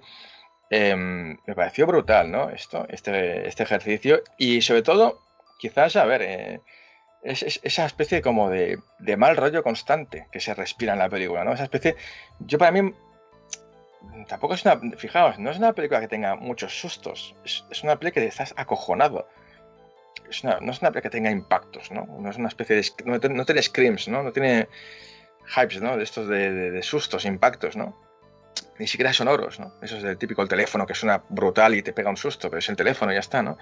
Es que está filmada, es que filma el mal, filma el infierno, o sea, filma el mal, el tío este. Esa especie de atmósfera gélida, ¿no? Que sabéis todos, os lo repito, que las secuencias de los exorcismos, ella las filmó en una cámara frigorífica a 5/0. O sea que ese especie de estar los actores así compungidos, encogidos, gélidos, y ese vaho que se acaban, eso era real. O sea, no había efectos digitales entonces, ¿no?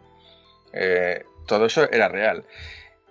Y bueno, pues un gran acierto en conjunto. A mí me encanta El Exorcista, y es una peli que ha pasado ya, pues no sé, casi 50 años de esto.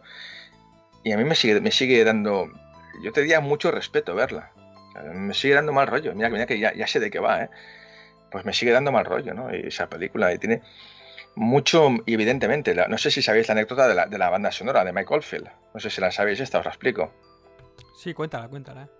Sí, a ver, para esta película habían dos candidatos a hacer la banda sonora. Lalo Schifrin y Jerry Goldsmith. Jerry Goldsmith ya era una estrella, ¿no? De las partituras entonces, y él propuso una banda sonora. Y iba a ser la banda sonora del Exorcista. Y a última hora se coló Mike Oldfield con el ya intocable, ¿no? Tubular Bells, ¿no? Y al final pues decidieron, bueno, yo creo que quedó genial ya para la posteridad, ¿no? La banda sonora de Mike Oldfield. Pero fíjate que Jerry Goldsmith, ¿qué hizo? No tocó ni un solo acorde. Se le entró un ataque bastante jodido de cuernos, de haber sido rechazado. Y se fue a la Fox a presentar esa banda sonora para una película que se rodó el año siguiente. No tocó ni una sola nota. Y para más Inri, ganó el único Oscar que se ha dado nunca a una banda sonora. Me refiero a La Profecía. La Profecía, que es del año siguiente, la banda sonora de La Profecía, si la metéis en El Exorcista, veréis que pega impecable, porque estaba diseñada para El Exorcista, no para La Profecía. Y fue la misma banda sonora sin tocar ni un solo acorde, que luego ganó el Oscar, fijaos. Qué locura. Bueno, a mí esta peli me flipa también. Ahí hay una cosa que para los oyentes, que toda la introducción, que hay mucha gente, yo cuando era joven, cuando la vi por primera vez, y yo en los 10 o 15 primeros minutos, que está él allí en Irak con aquel dios y tal, y dice, ¿esto a cuento de qué? Y años después, ya investigando, que es el dios Pazuzu, que es un Anunnaki, que eso por si alguno de nuestros oyentes tiene el referente. Señor, y tuvo que pasar muchos años para que yo entendiera ese comienzo, ¿no? Que es como redescubrir una vez más la película, ¿no? Como diciendo, bueno, aquí hay un estudio, sabe de lo que está hablando y tal. Y hay otra cosa que me llama mucho la atención de la película, bueno, entre otras muchas cosas, ¿no? Lo del uso subliminal, esa de la imagen subliminal del demonio y tal, durante de un frame. Pero es la Sí. escena final está sin música, que a mí Mm. es como... es raro, porque eso yo creo que no lo he vuelto a ver. No está apoyada... O sea, está toda la peli más o menos con la música, con la ambientación o tal, pero la escena final, que es la más impactante, la escena que se cae por las escaleras y tal, está sin nada de música. Y es peculiar, es raro, no sé, es... bueno... Sí, totalmente. Eso, ya te digo, a ver, William Friedkin ya era un gran director, ojo, ya no era un mindungui, o sea, y también esta peli también tiene mucho de lo que os voy a contar después. Si queréis ya la enlazamos con la última, si queréis, ¿vale? Porque esta película tiene algo muy... una peculiaridad, ¿no? Es que hay mil, lo que pasa es que ya no tenemos mucho tiempo, pero es que hay mil anécdotas del Exorcista, ¿no? Que podamos hablar, pero muchas. Pero esta película, el primer candidato para dirigirla no era William Friedkin. El primero que fue William Peter Blatty fue a Stanley Kubrick a que la dirigiera. Y Stanley Kubrick le dijo, pues lo típico, lo que imaginamos ya que le va a decir. Oye, ¿tú quién te has pensado que soy yo? Yo soy el Kubrick aquí, el genio. Yo aquí no hago estas películas de vomiteras, esto no. Tú vete a otro, uno de segunda fila. Wow. Y le entró tal ataque de cuernos después, cuando vio el resultado, 10 Oscars, nominada a 10 Oscars, y ese impacto que supuso, que el tío se obsesionó con dirigir una peli de terror. Y no paró hasta que lo consiguió años más tarde hacer la última que os quiero hablar hoy, es El Resplandor.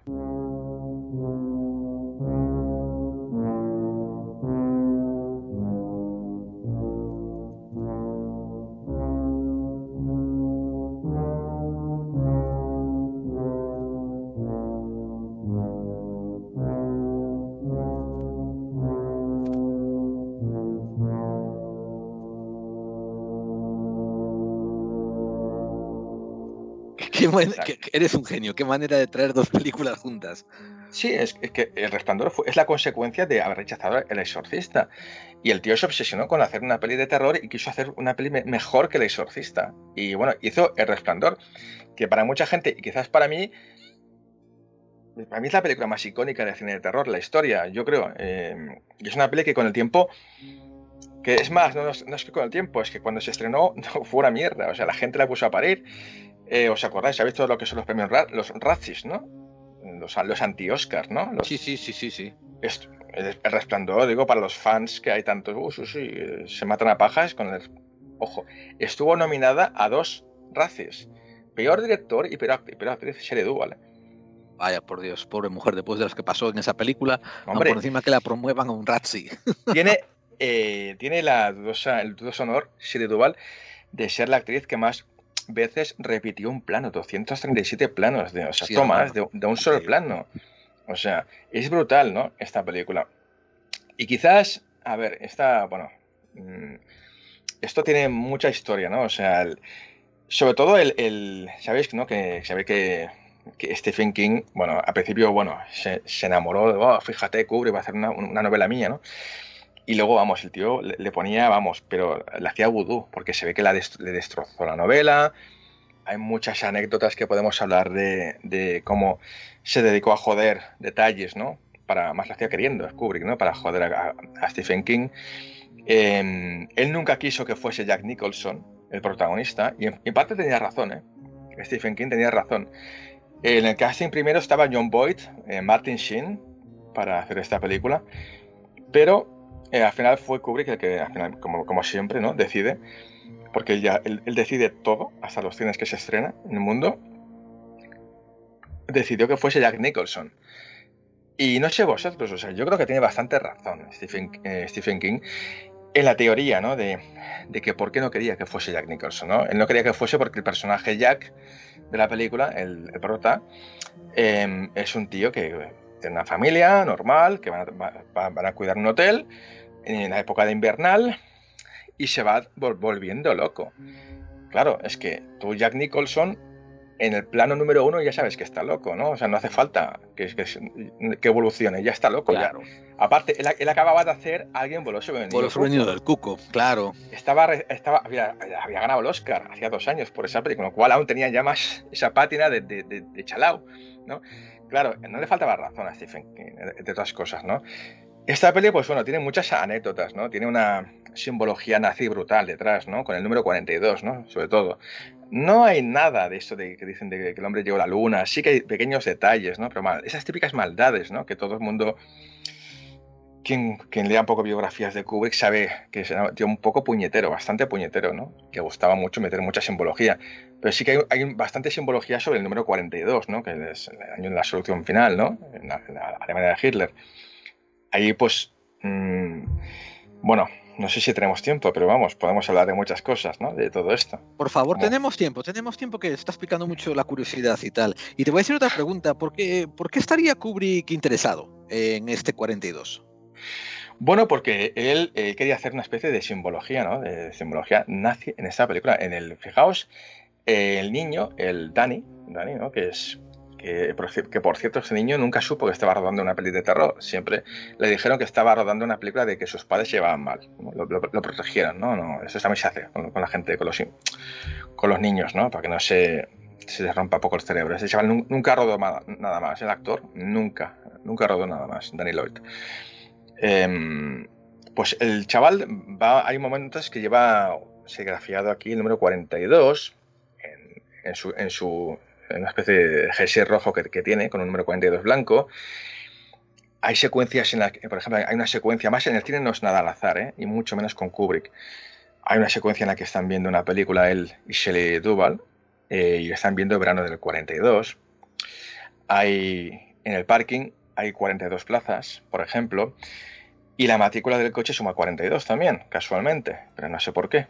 Luego cuando la Shelley Duvall intenta alejarse de él con un bate de béisbol por la escalera que subiendo de espaldas y le sigue Jack Nicholson desde abajo, Jack, ella lo zarandea 42 veces también. Y hay una secuencia en la que van por una cocina en la que evidentemente no hacía falta hacer product placement de nada y casualmente en un lado hay 6 pilas de 7-Up y 6 por 7 que es 42, ¿no?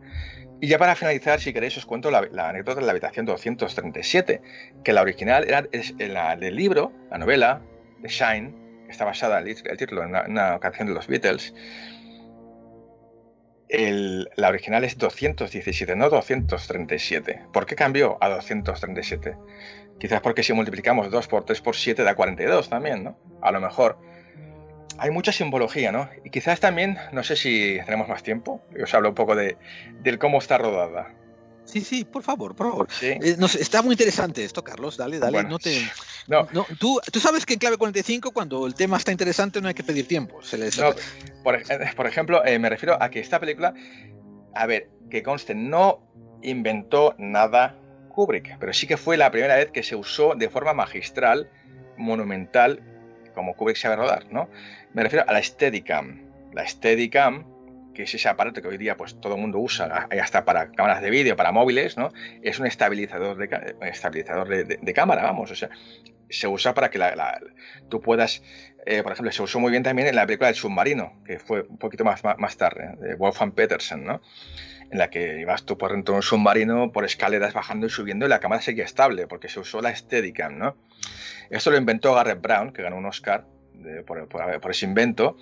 Lo inventó Garrett Brown para el cine, ¿no? La primera vez que se usó fue en Rocky, la famosa secuencia de cuando empieza a correr, a hacer footing y se sube a la escalera de la biblioteca de Filadelfia, os acordáis todos, ¿no? Pues esa fue la primera vez que se usó, una especie como de demo, ¿no? Que se hizo con la Steadicam. Pero fue Kubrick el que dijo, coño, yo voy a llevarla al terror, ¿no? ¿Y por qué no se asustaba tanto esta película? ¿Por qué daba tanto yuyu? Pues porque aquel entonces, eso fue un poco como esa patada de Matrix, ¿no? ¿Os acordáis que hicimos un especial de Matrix hace poco? Pues sí. Cada 2x3 sale en los foros ese Matrix. Pues esa patada, ese bullet time, fue la primera vez que se usó, entonces estamos a todos anonadados. Quizás ahora pues vemos la Steadicam, hasta en un campo de fútbol vemos a un tío como sigue a un jugador con una Steadicam, eso estamos ya habituados, pero la primera vez que se usó, o sea, esos planos del niño con el triciclo dando vueltas por unos pasillos de un hotel, con la cámara siguiéndole tanto rato sin cortar, eso nunca se había visto, nunca. Por el mero hecho de ser la primera vez que se veía en un contexto de terror, ya te acojonaba, porque dices, coño, Te inquieta, parecía ¿no? filmado. Claro, la inquietud. Exacto, parecía filmado por el mismo demonio. O sea, eso es imposible. No se puede hacer eso. Y Kubrick lo hizo. Seguir a un triciclo tanto rato por los pasillos, pum, pum, hasta que nos encontramos con las dos gemelas de fondo, ¿os acordáis, no? Que es ya el perfecto final para ese plano, ¿no? Y eso, y bueno, ya hago un pequeño inciso. Eso también tiene su pequeña historia con los nazis, curiosamente, el tema de la Steadicam, porque la Steadicam la inventó Garrett Brown, pero esto fue un invento, evidentemente, en la Segunda Guerra Mundial, fue un invento militar. Eso lo inventaron los nazis, sí. Lo inventaron los nazis en la Segunda Guerra Mundial para hacer fotografías espías de ciudades para luego bombardearlas. Porque los aviones espías vibraban mucho, con lo cual las fotos salían movidas. Entonces ellos inventaron un artilugio de una especie de caja con una especie de peonza magnética que creaba a una velocidad que creaba su propia inercia, y eso hacía que esa cámara dentro, aunque tú vibrase tu espacio, la cámara quedaba estática. Y con lo cual podían hacer esas fotos espías para luego bombardearlas bien. O sea que, bueno, eso, otra curiosidad. Bueno, y otra referencia al nazismo, curiosamente, sí. Qué curioso con el Shining, tío. Mira, Sí, además. Yo quería mencionar que salió hace poco la de Doctor Sueño, que me pareció que estaba bien, que es una segunda parte, aunque en realidad, bueno, segunda parte, quitando la última media hora, que quizás es la más floja, pero me pareció muy interesante esa película y cómo utiliza precisamente el resplandor como medio, ¿no? Esa escena en la ensoñación y todo eso. Es una peli que está bien, ¿eh? A mí, sobre todo si os gustó El Resplandor, es una digna segunda parte. Sí, esa película, aparte, ya os digo, el Resplandor tiene dos finales.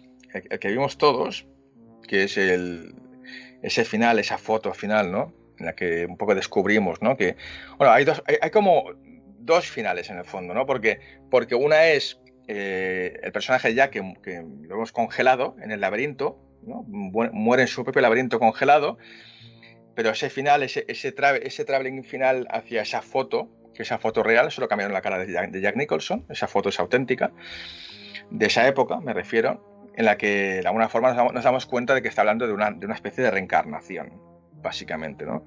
Que lo vemos en otra época, ¿no? Que era un poco el mayordomo, ¿no? de aquel hotel, ¿no? Y en la película original, ¿vale? Tiene un final alternativo que lo rodó Kubrick. Ya cierro con esto, ¿vale? Dos anécdotas, este final y otra cosa más. Tiene un final alternativo en la que después de todo ese plano, de repente vemos a Jack y su madre, Shelley Duvall, en el hospital, reponiéndose un poco del trauma, y llega el director del hotel un poco a interesarse por ellos. Y eso se puede encontrar ese final, ¿eh? Si hurgáis por ahí se puede encontrar, ¿eh? Entonces, nada, pues se interesa por ellos, hablan, no sé cuántos, lo siento mucho, no sé cuántos, y al final el señor se saca, el director del hotel, se saca del bolsillo esa pelota roja que todo el rato seguía al niño, a Danny. Y dice, por cierto, toma, me he encontrado esto, igual es tuyo. Y se la deja, la pelota, al niño, a Danny. Y se va. Y es un final abierto, ¿vale? Pero al final Kubrick decidió, bueno, él impuso ese final, ¿no? Ya cerrado, que se acaba la película, punto. Y ya para finalizar, os cuento, ese principio que vemos todos con la música de Wendy Carlos, ¿no? Tan maravillosa, de Resplandor, ¿no? Esas montañas, ¿no? De Colorado, os acordáis todos, ¿no? Esos planos cenitales, ¿no? Rodadas con helicóptero, siguiendo al coche, las montañas, por aquí, por allá. Pues bien, esos planos, cuando se van a rodar, los roda un director de segunda unidad, ¿no? Que no es el director principal. No se va a subir Kubrick a un helicóptero a rodar un plano que tú marcas, das unas señas a tal altura, a tal velocidad. El director de segunda unidad te roda como 15 o 20 o 30, en caso de Kubrick hasta 200 planos diferentes, y Kubrick al final escoge las que más le gustan, ¿no? Pues bien, hay otra película icónica que tiene 2 años más nueva, digamos, que me refiero a Blade Runner. ¿Os acordáis todos, no? Pues sí. Ese happy end de Blade Runner, es el mejor momento para cerrar ya. Ese happy end de Blade Runner, esos son los planos, los descartes del Resplandor del principio. O sea, esos mismos. Sí. Se aprovecha todo, hermano. Sí, Ridley Scott además es la Warner, mi misma productora, dijo, oye, yo necesito aquí finalizar con algo positivo, dejar de la oscuridad, necesito como luz, ¿no? Un happy end, ¿no? Y le dije, oye, pues aquí hay unos descartes de Kubrick, llamó Ridley Scott a Kubrick, oye, ¿te importa si cojo unos planos que nunca se usaron? Y sí, ningún problema. Y cogió el tío y puso tan pancho, ese final mítico de Blade Runner pertenece a Resplandor, o sea que es otra gran curiosidad. Wow. Bueno, yo había oído que lo hizo un poco por venganza también, poner esos planos que no venían mucho a cuento con la luz y tal, un poco porque estaba bastante cabrón porque había perdido el control de la película. No sé tampoco hasta qué punto era verdad, ¿no? Porque la de Blade Runner es una historia también... A ver, si cogemos evidentemente el montaje del director, no está ese happy end. Sí. Está la voz de Deckard, como lo del unicornio, ¿no? Como... que era de... bueno, no sé qué... Sí. Uy, un día hacemos, si queréis, un especial Blade Runner, vamos, aquí tenemos para ratos. Sí. Mira, hay también un telefilm de Stephen King, precisamente, que produjo o que promocionó más, como para quitarse el mal sabor, entre comillas, de la película, que es bastante horrible, que es un telefilm como de 2 partes, en el cual sale el mazo en vez del hacha, que es como en el libro original, pero la verdad es que esa película, o ese telefilm es bastante horrible. Sí, es verdad. Es larguísimo, dura 4 horas y pico, sí. Sí. Y es muy fiel al libro, pero no funciona, básicamente. Sí, a mí me encanta, a mí quizás es la película más icónica de la historia del cine de terror, ¿no? Y por muchas cosas, ¿no? Sobre todo porque está desde que empieza hasta que acaba, ¿no? No hay un momento no se relaja ni un momento la tensión, ¿no? Es como va creciendo todo el rato, ¿no? La tensión. Y de esa forma que filma Kubrick, ¿no? Esa especie de... que eso, claro, eso daría para hablar de otra cosa, ¿no? De técnica, de montaje y todo eso, pero es brutal. Me encanta yo es una play que veo, cada 2 o 3 años la veo siempre, el Resplandor lo tengo un rato. Otra cosa, la composición de plano, que eso es tan peculiar en él, como que viene de la fotografía, del mundo de la fotografía, cómo compone el plano, las líneas de tal y todo eso, que eso está súper estudiado y tal, súper técnico para dar esas sensaciones y tal, sí, eso es acojonante. Aparte ya las ópticas que utilizaba y todo eso, que es una locura. Sí, él siempre innovaba, ¿no? En 2001 en Barry Lyndon, ¿no? Que usaba esas maravilla. Las lentes de la NASA, ¿no? Para filmar con velas, ¿no? Que eso pidió permisos de la NASA para filmar con esas lentes. Y aquí también en el Resplandor, ¿no? Evidentemente, la naranja mecánica, ¿no? También hay que decir, ¿no? De esto. Y él, bueno, sí que tenía, es un director, es los pocos directores, y yo, por ejemplo, incluyo a Pedro Almodóvar, que no tenga nada que ver, pero es los pocos directores, ¿te gustará o no te gustará? Yo no hablo de gustos. Pero es los pocos directores que, por ejemplo, son esa especie de sello personal que si tú estás haciendo zapping en tu casa, ves un segundo y sabes que es Kubrick. La estética o la composición o algo tiene y Pedro. Exacto, y Pedro ves un plano y sin saber de quién es, sabes que es Kubrick, porque sí.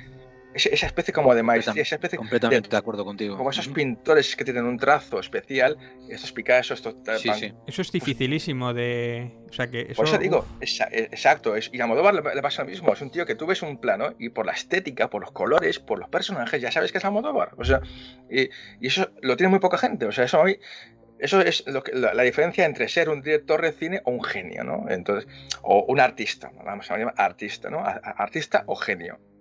Y Kubrick es un genio y conseguía eso, tener su sello personal en cada parte, segundo, instante, milímetro de esa imagen. Y cuando tú decías que sueles ver esta película cada X tiempo, cada par de años, ¿te sucede que le encuentras algo nuevo o simplemente es para, no sabes, para refrescar cosas que ya se te habían olvidado de ellas? Bueno, la veo porque para mí es una película que yo no la vi de estreno, yo era muy nene entonces, pero es una película que yo la descubrí después, ¿no? Y luego la vi porque es una película que se reestrenó. Pero ojo, con el paso del tiempo, le pasó un poco como a Blade Runner, fue un fracasazo. Eso ya lo haremos algún día de Blade Runner. Ajá. Fue un fracasazo esta película. La Warner la quitó en las salas porque quitarla ya, o sea, que estamos perdiendo pasta, o sea, no va a verla nadie. O sea, y es una peli, El Resplandor, una peli que fue un fracaso de taquilla y de público. O sea, fue un fracaso absoluto. Pero con el tiempo fue ganándose esa especie de culto, ¿no? De película de culto, ¿no? Pero como tantas, ¿no? Y yo me acabé enamorando de esa película, no sé, porque me encanta cómo está rodada, me hipnotiza, no se la veo y es perfecta, ¿no? Esa especie de simbiosis perfecta entre la música, el plano, la distancia entre los actores, los movimientos de cámara. Nada está hecho al azar, nada. Todo tiene un sentido. Es como cuando Hitchcock, por ejemplo, ¿no? Psicosis, por ejemplo. Cada plano tiene un porqué. Está a esa altura, a esa distancia. Todo tiene un porqué, ¿no? Y yo es que babeo viendo El Resplandor, lo siento. Y sabiendo que Kubrick la hizo en plan revenge, en plan venganza por El Exorcista, ¿no? Por haber dejado pasar al Exorcista. ¿Tú crees que quedó satisfecho con su producto, él mismo? Bueno, él quedó muy satisfecho con su producto. Kubrick, sí, ¿no? Sí, Kubrick se quedó muy satisfecho con El Resplandor. De hecho, nunca... Es que, a ver, Kubrick siempre decidía todo, el cuándo, el cómo y el por qué. Él decidió que eso también para mí fue una pequeña cagada, ¿no? Sobre todo, a ver, porque si tú eres americano y no conoces a Verónica Forqué, no conoces la influencia que tiene en el cine español, pues, la voz le pega, sí. Porque él cedió la dirección del doblaje a Carlos Saura, porque eran muy amigos, ¿no? Carlos Saura y Kubrick, ¿no? Ajá. Entonces, claro, él supervisaba todo. Entonces, claro, meter a doblar a Shelley Duvall con Verónica Forqué, claro, en España, pero es una de las causas, por ejemplo, por las cuales en España la gente se reía en el cine. La gente se reía, porque escuchaba a Verónica Forqué, que más entonces, y ya sé que está mal decirlo ahora, hacía siempre de la secretaria facilona. Entonces, claro. Señorita, un poco como la Gracita Morales, casi, nueva, no, jovencita. Y aparte está mal doblada también, porque no está bien sincronizada, no es una actriz de doblaje y no lo hace bien tampoco, o sea... Exacto, bien dicho, David, o sea, no es actriz de doblaje, y una cosa es fijaos que al principio Bardem y Penélope Cruz se doblaban a sí mismos hasta que al final ya dejaron de doblarse porque lo hacían fatal. Y son grandísimos actores, pero no son actores de doblaje. Y bueno, no sé, y si queréis ya por último, no sé si tenéis alguna, os puedo dar una ristra de pelis que pueda aconsejar también, si queréis, ya un poco en plan... Sí, las que se quedaron fuera del conteo, ¿verdad? Hay mil, ¿no? Pero por ejemplo, ya os digo, Semilla del Diablo, ¿no? La única película de la historia del cine que no tiene ni un solo susto, ¿no? Y acojona, ¿no? Tiene ni un solo susto. The Ring, ¿no? Sobre todo porque es japonesa y le encanta ser japonesa, ¿sabes? O sea, y los actores hablan como japoneses, o sea que eso ya acojona más, por eso no se acojonaba tanto, porque nunca muestran emociones, ¿no? Tú ves a tu amiga destrozada y casi no gritas, o sea, simplemente pones una carita, así como japonesa, ¿no? Y eso aún daba más yuyu eso. Claro. Yo en la en la de The Ring hay una cosa que me cabreó mucho en la versión americana, que bueno, estaba más o menos bien y tal, pero la escena final, que es el clímax, que en la japonesa es un plano secuencia completo hasta que el bicho ese que está rodado cámara atrás, sí. Cosa muy curiosa, sale entero y es el clímax y es la hostia esa escena. Pues llega la americana y a la mitad te hacen un corte, un contraplano para ver a Naomi Watts, creo que es, y te rompe completamente todo el clímax porque sobra completamente. Yo me cabreé con esa película solamente por ese contraplano. Y yo, pero bueno, ¿a modo de qué pones ese contraplano ahí? O sea, es como que te cargas toda la esencia, ¿no? De que la veas salir completamente de la televisión. Y más en la americana. O sea, sí. Aparte, yo esa película es las pocas veces, ese momento, ya ya amortizas la película. Porque ese momento no es un susto, es que te entra un escalofrío. Es que... Porque nunca habías visto una cosa parecida, nunca. Era como algo increíble. Eso, ¿no? Es lo que menos te esperas, ¿no? Y dices, bueno, sale la tía del pozo, bueno, pues ya está, ¿no? Así que luego igual desaparecerá y aparecerá por la casa. No, es que sigue y salta a la tele. Es que te entra un mal cuerpo brutal, ¿no? Con eso. Sí. Y luego también, por ejemplo, esto, a ver, en la que hemos hablado antes, Posesión Infernal, también me parece una magnífica obra maestra. Quizás un poquito no ha aguantado bien el paso del tiempo. La que hizo el remake de Fede Padilla no está mal. A mí me gustó el remake, sobre todo porque no es un remake, es una... ¿Perdona? El remake de Evil Dead, vamos. El remake le da una vuelta a la idea, que eso me gusta, ya que si tienes que hacer un remake o tal, no clones la película o no... Reinvéntate, ¿no? Que yo creo que es lo que hace. Y sí, a mí me hizo gracia esa película, sobre todo el tema de las drogas y la confusión con tal. Sí, además mola eso, ¿no? Llevar al extremo el mono de un yonki, ¿no? Al extremo. o sea, tiene tanto mono que se acaba Y poseyendo, ¿no? mira, yo Evil Dead o la trilogía de Evil Dead, yo de pequeño no me... o de jovencito, vamos, a mis amigos les gustaba y tal, pero más por el gore o por lo gracioso, porque se acaba convirtiendo en una comedia también, no sé si involuntaria, ¿no? Pero bueno, se acaba riendo de sí misma, sobre todo en las secuelas, en la tercera y tal. Yo al principio no me llamaba la atención, ha sido con el tiempo con la que he aprendido a entrar con ese humor o encontrarlo y encontrar el gusto por lo cutre y hacer de ello evidencia y tal. Y me hace mucha gracia la serie, con sus defectos. La serie que la acabó hace poco. Bueno, hicieron 3 temporadas y la cancelaron.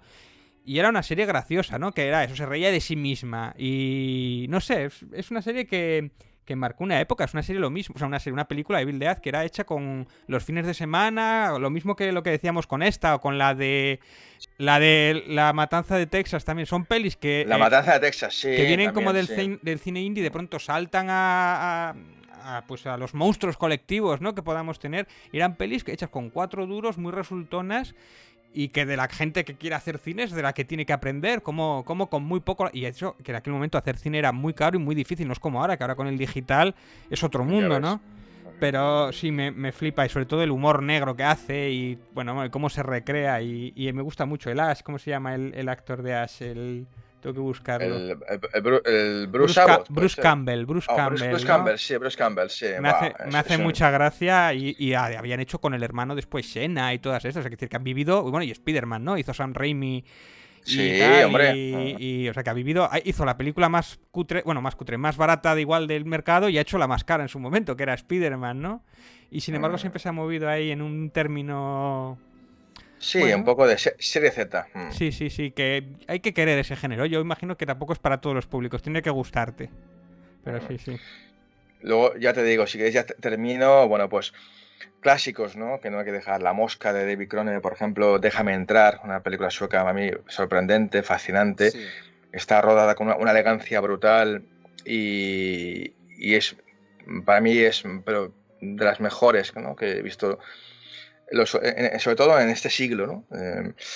Quizás también al final la escalera, no la dejemos, ya te digo, pero esta la pongo porque tengo poca personalidad, ¿eh? La pongo porque como a todo el mundo le gusta, si no la pongo me van a criticar, entonces como me afectan mucho a mí las críticas. Luego, por ejemplo, también... Se nota, ¿no? Sí, Te doblegas como el viento, sí. es como el bambú. Luego también La Cosa de John Carpenter, un clásico, me encanta, Muy brutal. bueno. Sí. En el interior, una película francesa bastante interesante, a mí me gustó mucho, es muy gore, ¿eh? Pero me gusta mucho la propuesta, ¿no?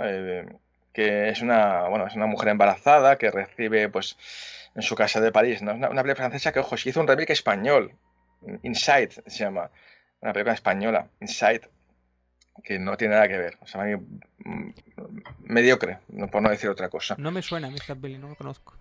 Sí, en el interior está muy bien. Una película de una señora que está embarazada y que recibe en su casa la misteriosa visita de una chica que tiene un problema con el coche, lo típico que entra, y luego le hace la vida imposible y vemos que tiene una relación con algo que pasó en el pasado, que también tiene que ver con el tema de la maternidad, ¿no? Pero gore, no, lo siguiente. 2 actrices en una casa brutal, brutal. Yo la aconsejo. La reciente It Follows me gustó mucho, te sigue. Es muy sorprendente. Pero para mí, por favor, yo le quitaba los últimos 10 minutos. O sea, a mí, ese final en la piscina lo encontré de repente como que le dije, oye, chico, acaba la película, va, acábala ya que tenemos que estrenarla. Esa especie de, ¿sabes? De efectos especiales así chungos con el agua, que le tiran una cosa para cazar al monstruo que no se ve. Y te quedas igual, además, porque no vale para nada, en realidad, además. Luego no vale para nada, porque luego al final le sigue siguiendo. O sea, es que no. Entonces, a mí me gusta esa peli. Me la aconsejó Gerald, además, y la verdad es que esa noche me costó un poco dormir, estuve inquieto. Yo no sé por qué consigue inquietud y simplemente con muy poco. O sea, que eso es lo que me gusta, con muy poco. O sea, hace como un universo con sus reglas y su historia, y sí, me gusta esa parte, la creación de ese mito, tal. Y la chica está estupenda, además, también. Y luego también, ya para finalizar, si queréis, no sé, a mí me encanta esta especie de subgénero italiano, ¿no? Que hacían copias de películas americanas, ¿no? De Zombie, La noche de los muertos vivientes, ¿no? Otro gran clásico, evidentemente, que no hay que dejar, ¿no? O 28 días después, ¿no? También una película que hay que también nombrarla porque rompió, bueno, pues hizo por primera vez un terror a la luz del día en una gran ciudad, no en los pueblos, en Londres, y encima los zombies corrían que te cagabas. O sea que eso es una cosa que ya te sorprendía, coño, joder, cómo corre un zombie, ¿no? Es una cosa que te sorprendía, ¿no? Ya en sí mismo. Fue Pero la introducción del crack. Sí, pero yo me refiero a las pelis estas que eran copias italianas baratas, pero que había muchas que yo creo que son súper de culto. Por ejemplo, Nueva York bajo el terror de los zombies, ¿no? Que va a tener secuencias pero memorables, ¿no? De repente hay un tiburón zombie, ¿no? Que lucha con un tío, ¿no? Es una secuencia submarina alucinante, ¿no? Es un tiburón zombie, eso increíble. Y una secuencia que se mete una madera en el ojo que está mirando por la mirilla y le clava una madera, una astilla, que da una grima, eso, o sea, pero brutal, ¿no? Y es una película, ya te digo, no es que sea buena, pero es una película que a mí la tengo en DVD, la edición especial, y me mola verla de vez en cuando, no sé, es una peli de esas que no me canso de verla y tiene muchos defectos, lo sabemos, ¿no? Pero también tiene ese encanto, ¿no? Ese encanto de querer llegar más allá, ¿no? Y de querer sorprender, ¿no? Y hacer vibrar, ¿no? Al espectador, ¿no? Con ideas, ¿no? Y eso por eso me gusta. Bueno, Carlos, nos has regalado 10 películas, sobre todo motivándonos a recuperarlas, así que te estamos muy agradecidos. ¿Qué te pareció el conteo, David? Hombre, estupendo, estupendo. A mí me encantan todas. Yo soy muy fan del género, ¿eh? Y hay alguna más que yo diría por ahí que seguro. Hay una que nos has dicho que es Alien, por ejemplo, que para mí está en el top one. Claro, pero por favor, es muy sí. personal, ¿no? Es muy personal. Alien y Aliens, las dos, vamos. Y otras muchas también. A mí me gusta de Romero, me gusta casi todo, pero el Día de los Muertos es acojonante. Pero si todas estas a mí, yo te digo, a mí el cine de género yo soy muy fan. Y si me gusta hoy el día el cine es por el cine de género, ¿eh? Tanto esto como ciencia ficción, pero sí. Claro. No, sí, me he dejado mil, también españolas. Claro que sí, Está claro que te has dejado. Chicho Van el Serrador, ¿quién puede matar a un niño? Por ejemplo, hay millones, que no sé, hay miles. Alien, evidentemente, y que a mí me encantó. Por eso os digo, fijaos, no insisto, me gustó Alien, pero es que me gustó tanto o más Aliens, ¿no? Porque qué forma más inteligente de no querer imitar al clásico. Es lo que hizo Ridley Scott con Aníbal, querer hacer una película de acción, de marines a lo Alien, ¿no? Y llevar al cubo, ¿no? La acción, ¿no? Que sea una película de músculo. ¿Te acuerdas cuando estabas diciendo que nadie había hecho con el hombre lobo americano en Londres, ¿no? Nadie había hecho humor y terror en ese tipo de balance, ¿no? Me vino a la mente algo que yo vi en reposiciones cuando era muy chiquito aquí en Estados Unidos en la tele. Estaban reponiendo lo que eran unas clásicas de la Hammer que hacía unos comediantes americanos llamados Abbott y Costello. Hombre, claro, sí. Y tenían unos títulos que era Abbott y Costello se contra los fantasmas, Abbott y Costello se encuentran al fantasma, se encuentran a Drácula. Y eran películas que en cierta manera, o sea, la ves de noche con la luz apagada y hay ciertas escenas que te quedas, hostia. Y sin embargo, no, todo tiene un tinte de humor, ¿no? Todo tiene un tinte de humor, pero sin embargo, los directores le ponían su empeño ahí, ¿eh? Sobre todo, la parte más terrorífica de esas películas es cuando Abbott le hacía bullying a Costello, follándose a su novia y arruinándolo. Sí, además era ludópata, si van serios, esto lo podéis buscar. No me invento nada. Era ludópata y se ve que lo jodía en vivo. Después de cada rodaje, todo lo que ganaba con la película se lo jodía el Abbott al otro, porque jugando al póker, ¿no? Y con farlopa y con todo, ¿no? Además, esto está en biografías, no es que lo diga yo. No es que... O sea, que el gordito que parecía gilipollas era un cabronazo se tiraba a la novia del otro y hacía lo que quería, le arruinaba la vida no, pero llegaron hasta clavarse cuchillos, pero cuchillos de verdad, en peleas brutales entre ellos dos, sí. Qué brutal. Sí. Te vamos a emplazar un día para detrás del escenario, detrás de la claqueta. que nos cuentes. Eso sí que es terrorífico, no lo de hoy. Sí. Pues, Carlos, muchas gracias por estar aquí, por regalarnos tu sabiduría, tu tiempo. Ha sido un regalo muy bueno para Navidad. Te lo apreciamos muchísimo. ¿Qué planes hay dentro de Tondi? Pues estamos aquí, bueno, pues cerrando ya el año también, bueno, intentando hacer, como siempre, como sabes tú, que siempre las ideas se van como clonando por ahí, por el éter, ¿no? Y por las ondas hercianas. O sea, que salen Pues por el éter y llegan a otros canales y a otra gente y a otros programas, ¿no? sí, por el éter y acaban por el váter, sí, pero que, pero que uno siempre tiene que inventarse, ¿no? Entonces yo siempre estoy intentando renovar cosas y airear, ¿no? Fíjate que soy el programa más comercial de misterio en teoría, pero creo que soy el menos comercial porque nunca me acomodo en mi formato. Intento siempre buscar sorprender, pero bueno. Pues lo estás consiguiendo mucho y estamos muy agradecidos por todo, nos da igual.